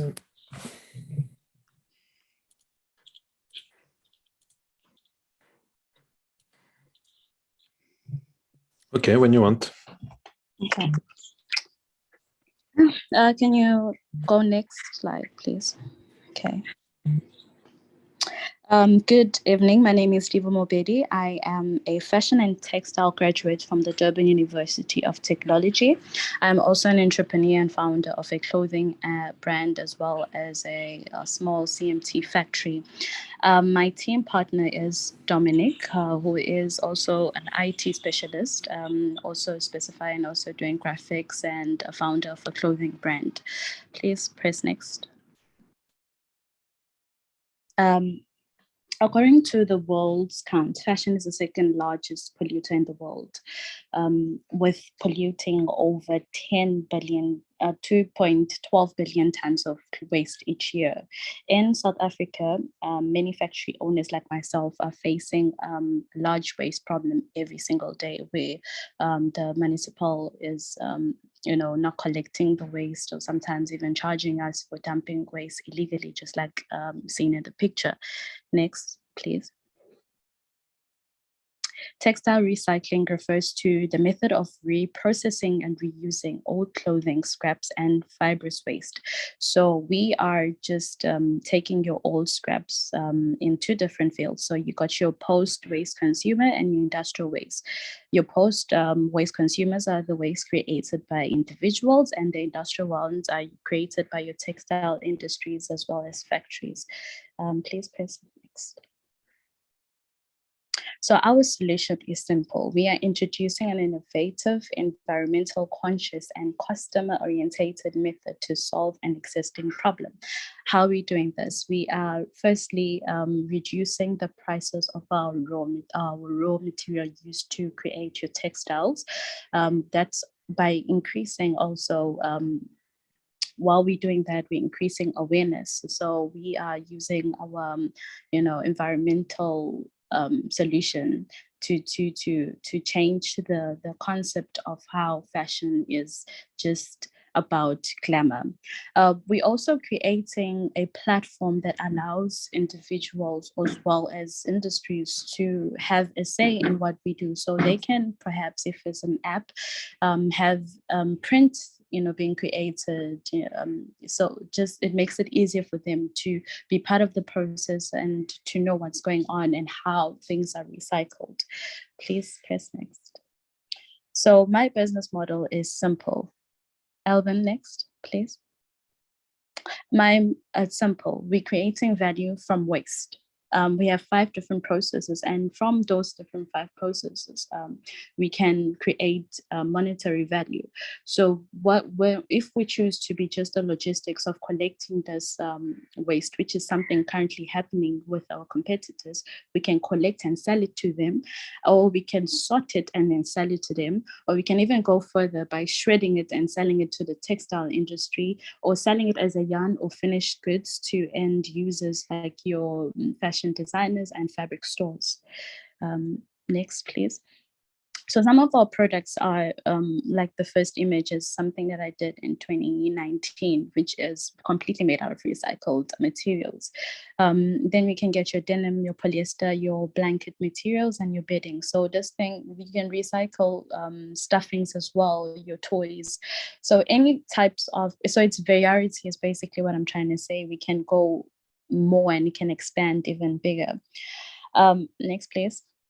Our blue ocean metrics is simple. So we looked at the potential market of Africa, which is already 31 billion currently in the fashion industry. We are looking into the market share of 7% in 5 years and revenue of 231 billion. So this is going to be offered to anyone who wants new clothes, to people who are against fashion, as well as unexplored people like your disabled individuals or your environmentalists. Why now? We're saying that already. Next, please. Can you please press next? We have 9.6 billion tons of clothes being produced yearly. We have your high brands like your H&M and your Zara being fined every single time for fast fashion. So there's a high demand for them to recycle. And we know most of the recycled stuff is 75% synthetic, which is not completely solving the problem, which brings me to the next point of our competitors. So with our competition, next please. With our competition, we have the landscape in the industry, which has been examined with some of our key players being rewoven and your thrifting as well as your vintage stores. But the difference between our close or direct competitor is that they're using plastic to turn them into fabric, which does not actually solve or close the gap of fabric still being a pollution, being polluted at the end of the process. With my final slide, we have experimented this based on the previous picture you've seen, video actually. We worked with the DUT as well as some local textile manufacturing industries where we were recycling last year from the month of April until November. We've managed to produce, I think maybe 100 meters of rows in which we were trying to prove that fabric recycling is possible completely by recycling your textile offcuts. And we estimated around 1.2 million from this. Thank you so much. Thank you, Diva. You maybe should add the metrics at the end. So some question for Diva? Just from a Veolia perspective, when Veolia looks at the textile industry, it's one of the industries that we almost steer clear of because of the difficulty in handling textile waste. Besides the fiber issue, the different types of fibers, but they largely, a large part of their waste is the ink and the colors that they use. And this is very problematic for a company like us to try and treat that waste and to get that waste to compliance. So any way that we can reduce the amount of waste would be massive for the waste industry, in specifically textiles and the ink. Okay.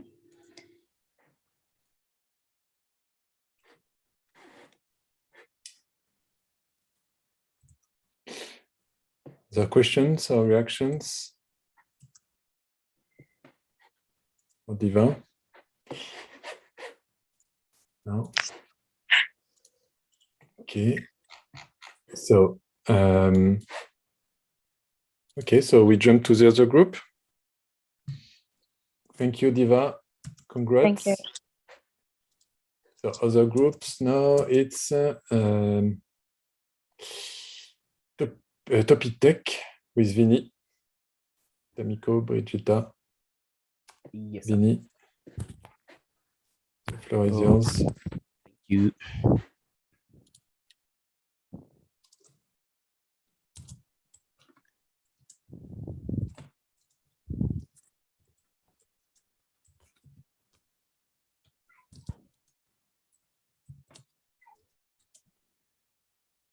All right, I'm ready. Okay, you want? Good day, everyone. My name is Vinny. I am a tech entrepreneur, and I'm from an organization called Topitech. Topitech is a platform that facilitates knowledge exchange between generations towards a collaborative lifestyle. There is a growing trend in human disconnectedness, which is accelerated by the COVID pandemic. The COVID pandemic has accelerated movement towards digital platforms and online systems, which have caused a challenge for seniors who are not familiar with the digital landscape. So they do not have the confidence to navigate this digital space with trust. On the other hand, you have youngsters who are digital savvy, who have the skills and who know how to navigate the digital landscape safely. And the value proposition is to facilitate interactions and connections between these generations for a mutual benefit. The solution we are proposing is to provide a matchmaking app that bridges the human connection and knowledge gap between these generations. Our primary target at the moment are seniors and Gen Z, and we have discovered that in South Africa, we have 9.1 million unemployed young people, and in the US, we have 15,000 seniors retiring every day, which is close to 45 million per year. So that's currently our target audience at the moment. Our competitive advantage is that this platform is a one of a kind in South Africa. We haven't discovered any platform which deals with this specific issue of bridging the gap between seniors and youngsters. There are other platforms, but that specializes specifically in real estate to cover, which I can make similarities to at that moment. From the exercises we did in the program, we came to notice that we have reduced by creating this platform, we have reduced the time you would spend online looking for young people with expertise.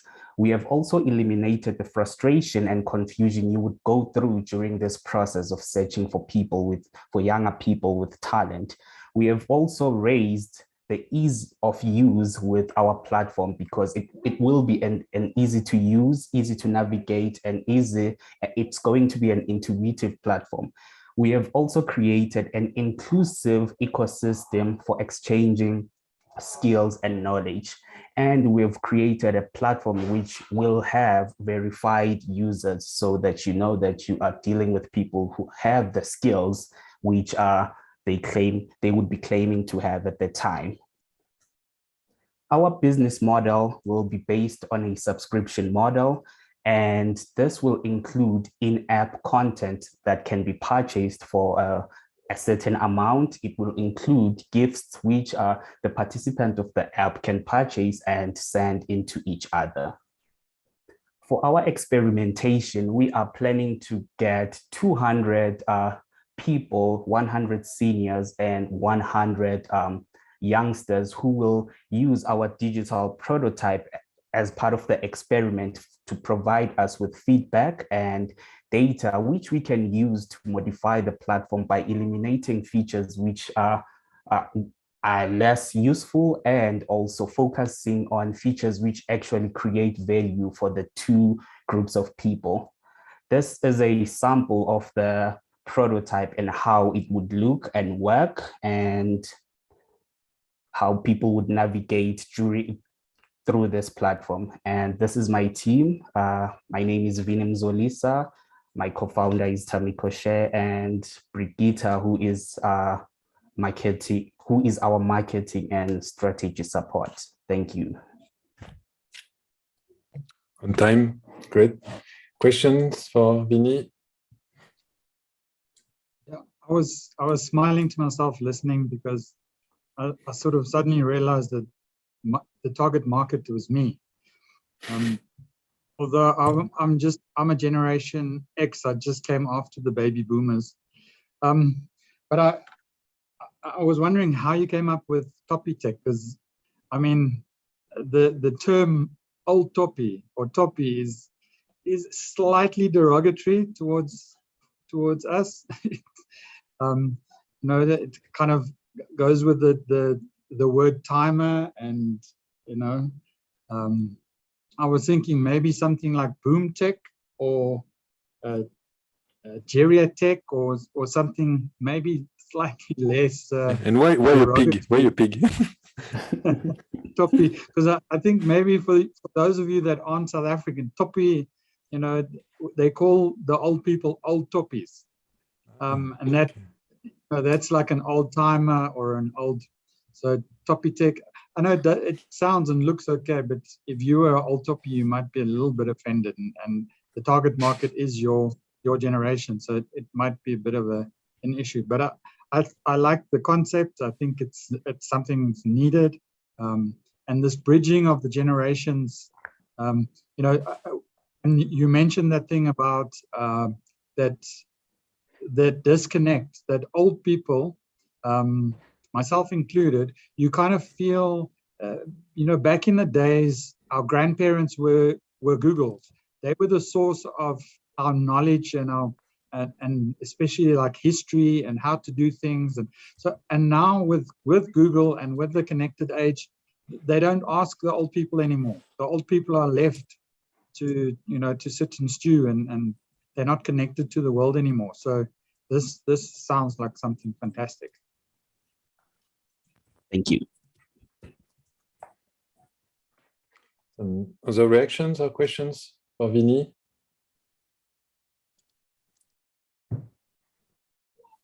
No? Okay. Jason, George, and Stefan, feel free to react, of course, if you want. Mia say about the boomers, yeah. Yeah, for Stefan, okay. Okay, so we jump to the last project we will see today. We have not seen it this morning. It's Sibonizo and Jean-Luc for the Untold Stories. Yes. The floor is yours.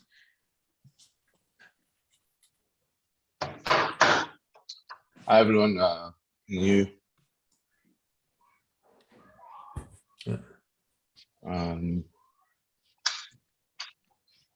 You can see my profile, my some name. Profile. There we go. Yeah. Okay, so can you see the presentation, Alvin? Yeah, it works. Okay. Okay, cool. Okay, I'll start.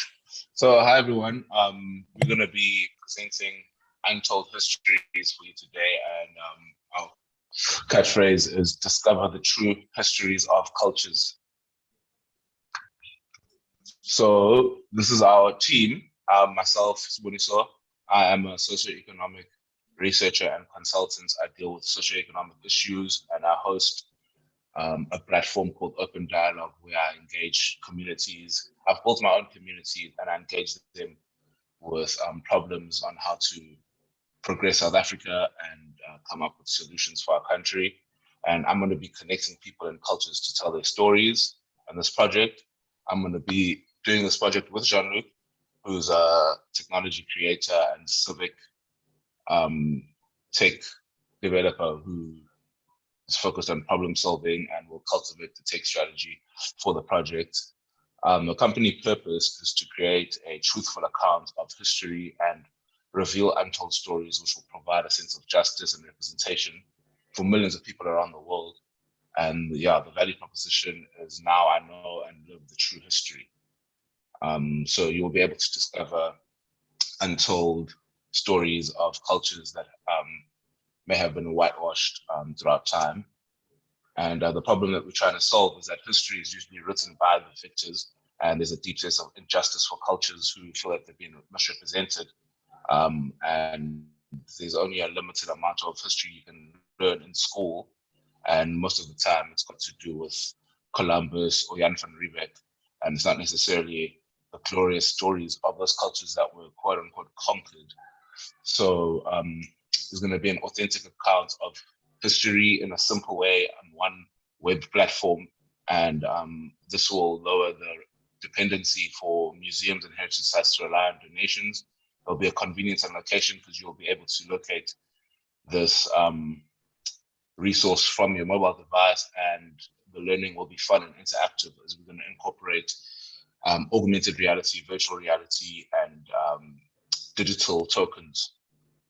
The solution will be eliminating museum as a physical space, creating and discovering forgotten cultures, access to true history, raising the dignity of citizens from hidden cultures, raising the consciousness of feeling part of the country and justice, and reducing the weight of bad history in society, and also reducing the expensive price that it takes to travel to a heritage site or travel to museums.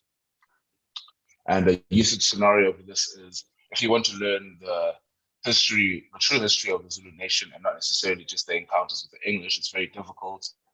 And when you go online, you don't know which stories are true, which ones are false. And when you go on our platform, you will find the True History website with verified facts from historians, but also real people who have provided artifacts and evidence for their stories.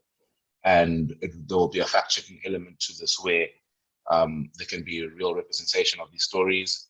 Then you'll be able to see that you can purchase a tour online from your bedroom, and you can interact with the story and see the history in a fun, interactive way. And now you know the true history of the Zulu nation. Why now? So based on our interviews during our exploration, we saw that heritage organizations were hungry to leverage off technology and digitization. COVID-19 has left them begging for donations more than ever. And we also found out that people don't really know how to visit or search for the true history on the internet, because there are there's a lot of misinformation and also a lot of fake stories. So this is the perfect time to combine fact-checking, online resources, and augmented reality into the mix. And the market size that we saw was basically based on cultural and creative market size. We think we can get 30% of that. And yeah, we can create a market of 15 billion. And basically, yeah, these are competitions. And yeah, basically we're offering higher value by access to true history, discovering forgotten cultures, and raising consciousness and lowering the price and lowering the travel time. And our business model is that customers will pay for a ticket, or museums that want to incorporate these stories into their museums will pay us for licensing of the stories. We can advertise on the platforms and we'll sell NFTs. And basically to develop the augmented reality is about 35,000, web 20,000, stories 20,000, which contributes to 75,000. And yes, this is our key financials, but thank you, I'm finished. Questions?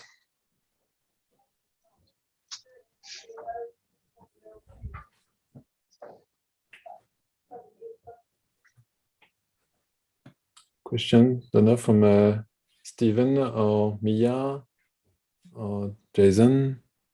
Nothing from me. Okay. A lot of Jason, progress. yeah? It's a lot of progress from the last couple of days even.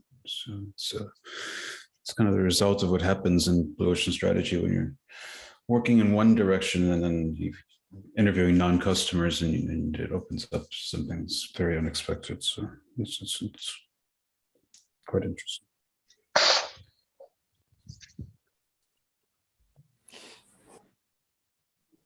Itumeleng, you raise your hand? Yes, hi everyone. I think I really couldn't hear really well. The audio was fading in and out. So just to understand, what is the offering? Is it a platform, an online service where you go and you read up about the culture? So, and how is that different from just getting an ebook from Amazon, for example, that you could, or an audiobook about this culture? Thanks.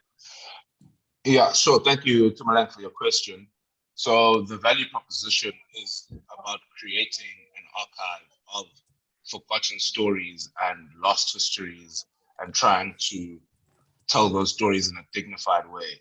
So basically what we see happening in some South American countries is that they tell pre-Columbian stories before a certain era of their heritage and history, which is more dignified and uplifting, and not necessarily from an author that's reading from colonial texts about how the cultures were. So the value offering is not necessarily just about story history, but the untold hidden stories that we don't have access to, and we are going to be creating a compilation of those, inviting people to tell us these stories and then putting them together in a fun, immersive, interactive platform online. Thanks, Stephen. So does that answer the question? I was hoping if I could add a comment. Yeah, I still don't quite get it. So it will be a collection of stories, told not told from the colonist perspective. I get that. What I'm not getting is that how is this different from an audiobook that I could just buy from Amazon on the culture or on the stories that already exists, that's written by a native speaker or a native person of that indigenous culture? Vanessa, can I add an element to what I think could convey some of the value of what we wanted to do with this idea? Sure. So we were approached by a client who had a problem. They do digital archiving of images, and they felt that the industry at large was becoming irrelevant, and so us being in the digital and civic space, we felt that there was this opportunity to integrate their digital archiving, the wealth of images in their digital archiving, and convert them to an experience that incorporated NFTs and blockchain technology. So if you'd come across the concept of Pokemon Go, people using augmented reality experiences to explore cities, essentially. So what we felt could be incredibly powerful is that instead of just capturing something digital, you have to capture something collectible that was a historical artifact that was in the form of an NFT that was overlaid through an augmented reality experience that when you walked into Robben Island Museum, you were able to obtain an NFT related to Nelson Mandela, or you went to the capture sites in the Midlands and you were able to obtain an NFT of something that happened, of an artifact that is related to the capture sites. That's what spawned this idea, the integration of new technologies, and obviously the human element of the untold histories, which is important. But for me, what's incredibly exciting is that this stuff is happening, but it hasn't happened in South Africa or in Africa yet. You saw the background of our presentation was an NFT. That's an NFT that was bought by myself, and that's a great example of what NFTs are capable of. And so we're really excited about the technology, but we're excited about the stories we can tell through them. And instead of collecting a mug or a T-shirt when you go to Cape Town and you go to the Table Mountain, you collect an NFT. Things are becoming more digital, and this is a great way to advertise Africa and South Africa. Oh, okay, that makes sense. So then that Sorry, to generate. we will maybe stop here because Stephen, I know we are already late on the agenda. So I propose We'd like now some comments though, because we worked at this presentation, so some comments from you can would be by very on the nice. chat or by email, or of course. Maybe I will add, because we need time also to deliver, to have a deliberation of the pre-jury chaired by Stephen. Maybe Stephen, if you want to share your feelings, you have seen 12 projects. It's a lot. It's in very different areas, industries. So what is your impressed? Are you impressed? Oh yeah, very impressed. I wish we had something like this when I was a young student or just entering the job market. I mean, I'm excited by things like this, and I think the country will be rescued out of this economic problem that we have with unemployment by entrepreneurs. So you guys are the lifeblood of this country, and the potential superheroes to take us out of where we're at right now. So yeah, I sort of had my own scoring system, so I'm not sure how this is going to work. Albin, I've looked at a couple of things in terms of the marketability, the potential, the monetization of this project, how easy it is to get in, and how easy it would it be to monetize. Would it be something that investors would jump on board with? Then I've looked at the immediate need for it. Maybe we will jump in a jury to discuss with the coaches, with all the Blue City team and you. Are we doing that today? If you have 10 minutes, to discuss, to have a top 6. It's what we are looking for. The 6 best and most valuable project. If you have time, and we can announce the result by email to all the entrepreneurs. Is it okay for you? I'm a bit pushed for time. I have. Okay. We can plan my another boss session. From France is here. Yeah. And he's relying on me to take him to the airport. And okay. He's giving me the eagle eye. I need to take him. So let's sleep on that, and let's plan the session all together with the coaches and with you, if you are available. Don't know, tomorrow morning or. Yeah, I'm available from about 9:30. Okay, perfect, great, sounds good. Maybe you'll send me an invite. Sure. Yeah, great. Sure. Okay, so thanks a lot, Stephen. No for problem. your very good questions, very interesting in reactions. I think it was very inspiring for all the entrepreneurs. Thanks a lot. Maybe we can have also, if you have to run, Stephen, of course, as it's already I've got late five for your minutes boss. if you want. Yeah. 5 minutes, I've okay. got Maybe 5 minutes. I propose to have also roundtable and reactions from the other coaches, and also also Stefan, George, Jason, Mia, also Judith, Jean-Luc. Yes, Stefan, you want to start? Yes. As other juries, I would like to say a great job to all the team members, because since last week and this morning, there is a real improvement of your presentation. So congrats, guys, it's very, very impressive. So I hope for the finalization, we will enjoy and see more improvement. So yeah, that's it. And congrats to all the coaches for the great job. So yeah. So the investor is happy. So it's a good point. Good. Thanks, Stefan. Maybe Judith, you want, to give your feedback on all these 12 projects. So it's a lot. We thought we would have maybe 10, 9, 10, but 12. It's a good. And they are all very serious. Okay. Thank you, Alba, and congratulations to all the entrepreneurs.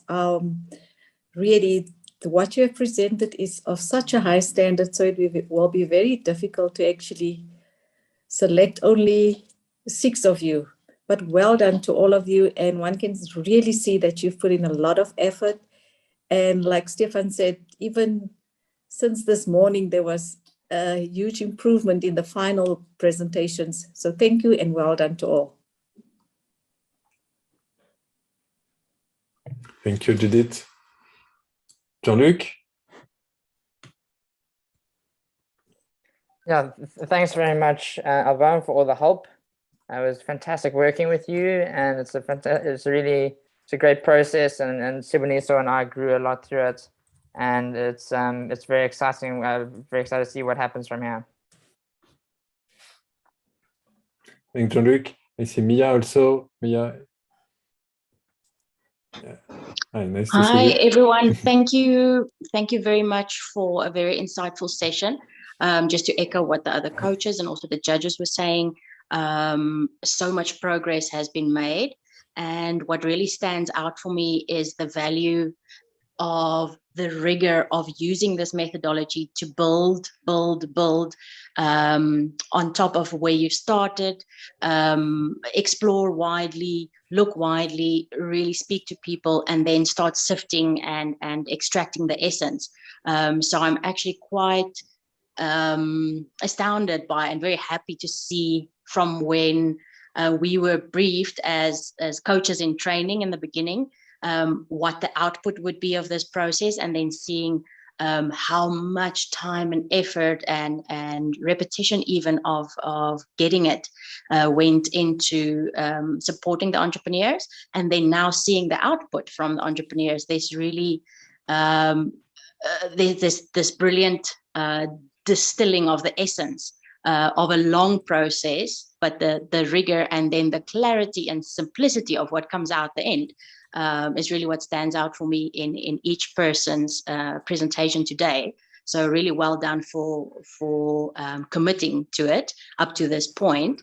And I'm excited for what this means for how we support entrepreneurs going forward. Nice, thanks, Mia. George?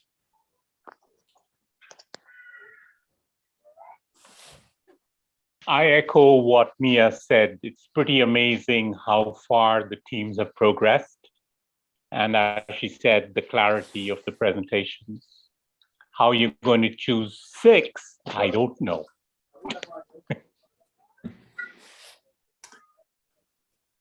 And Jason? Yes, I would just like to echo what everyone else has put in. very good presentations. Again, it's hard to find 6, but it is a lot of substance, and it's not just the message. And they've come a long way from the start to here. It's very hard to come in with your baby, with your idea, and then put it through a rigorous process to kind of wind tunnel it. But everyone was really brave and really did a great job of lifting up as opposed to of putting up walls. So congratulations to everyone. Yeah, clearly, it's. I see also Rezib. Rezib, are you here? You want to say something? Reaction, Rezib. I'm not sure if I should say anything. Okay. Because they said it well. I mean, they summarized it very well. I've seen, I mean, from last year we were all in the dark. We didn't know what was happening. But today I know that actually the entrepreneurs are so good at this process than probably the coaches, because they were learning and doing at the same time. And the product can show that everybody now is clear with what is supposed to happen. Just unfortunate that not every project is going to be presented on the 22nd. And when we started, it seemed like February is so far. When they said we must go and do interviews and do that, it felt like, but now everything is clear, everything is good, and I'm happy, and congratulations to everybody who has presented today. Thank you, Rezib. So yeah, maybe one word for the next step, entrepreneurs. Think about usage of your initiative, your project, your product.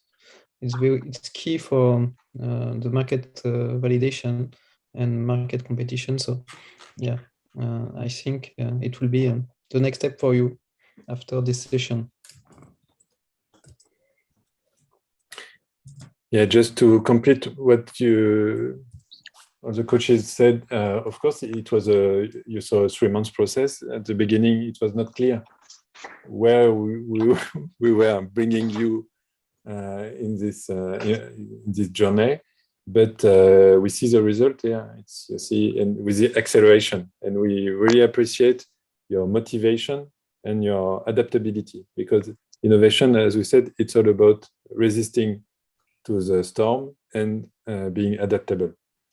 And you prove it here with 12 projects, totally, I think, yeah, totally blue ocean, clearly, and with their potential, clearly good potential. So you made the job, clearly. Yeah.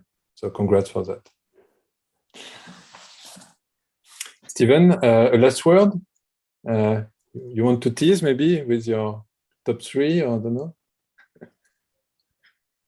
Well, based on my scoring system, I had 4 that were kind of standouts for me, and obviously, I'm looking at some of it from with my tinted glasses from my frame of reference, which is energy, water, waste.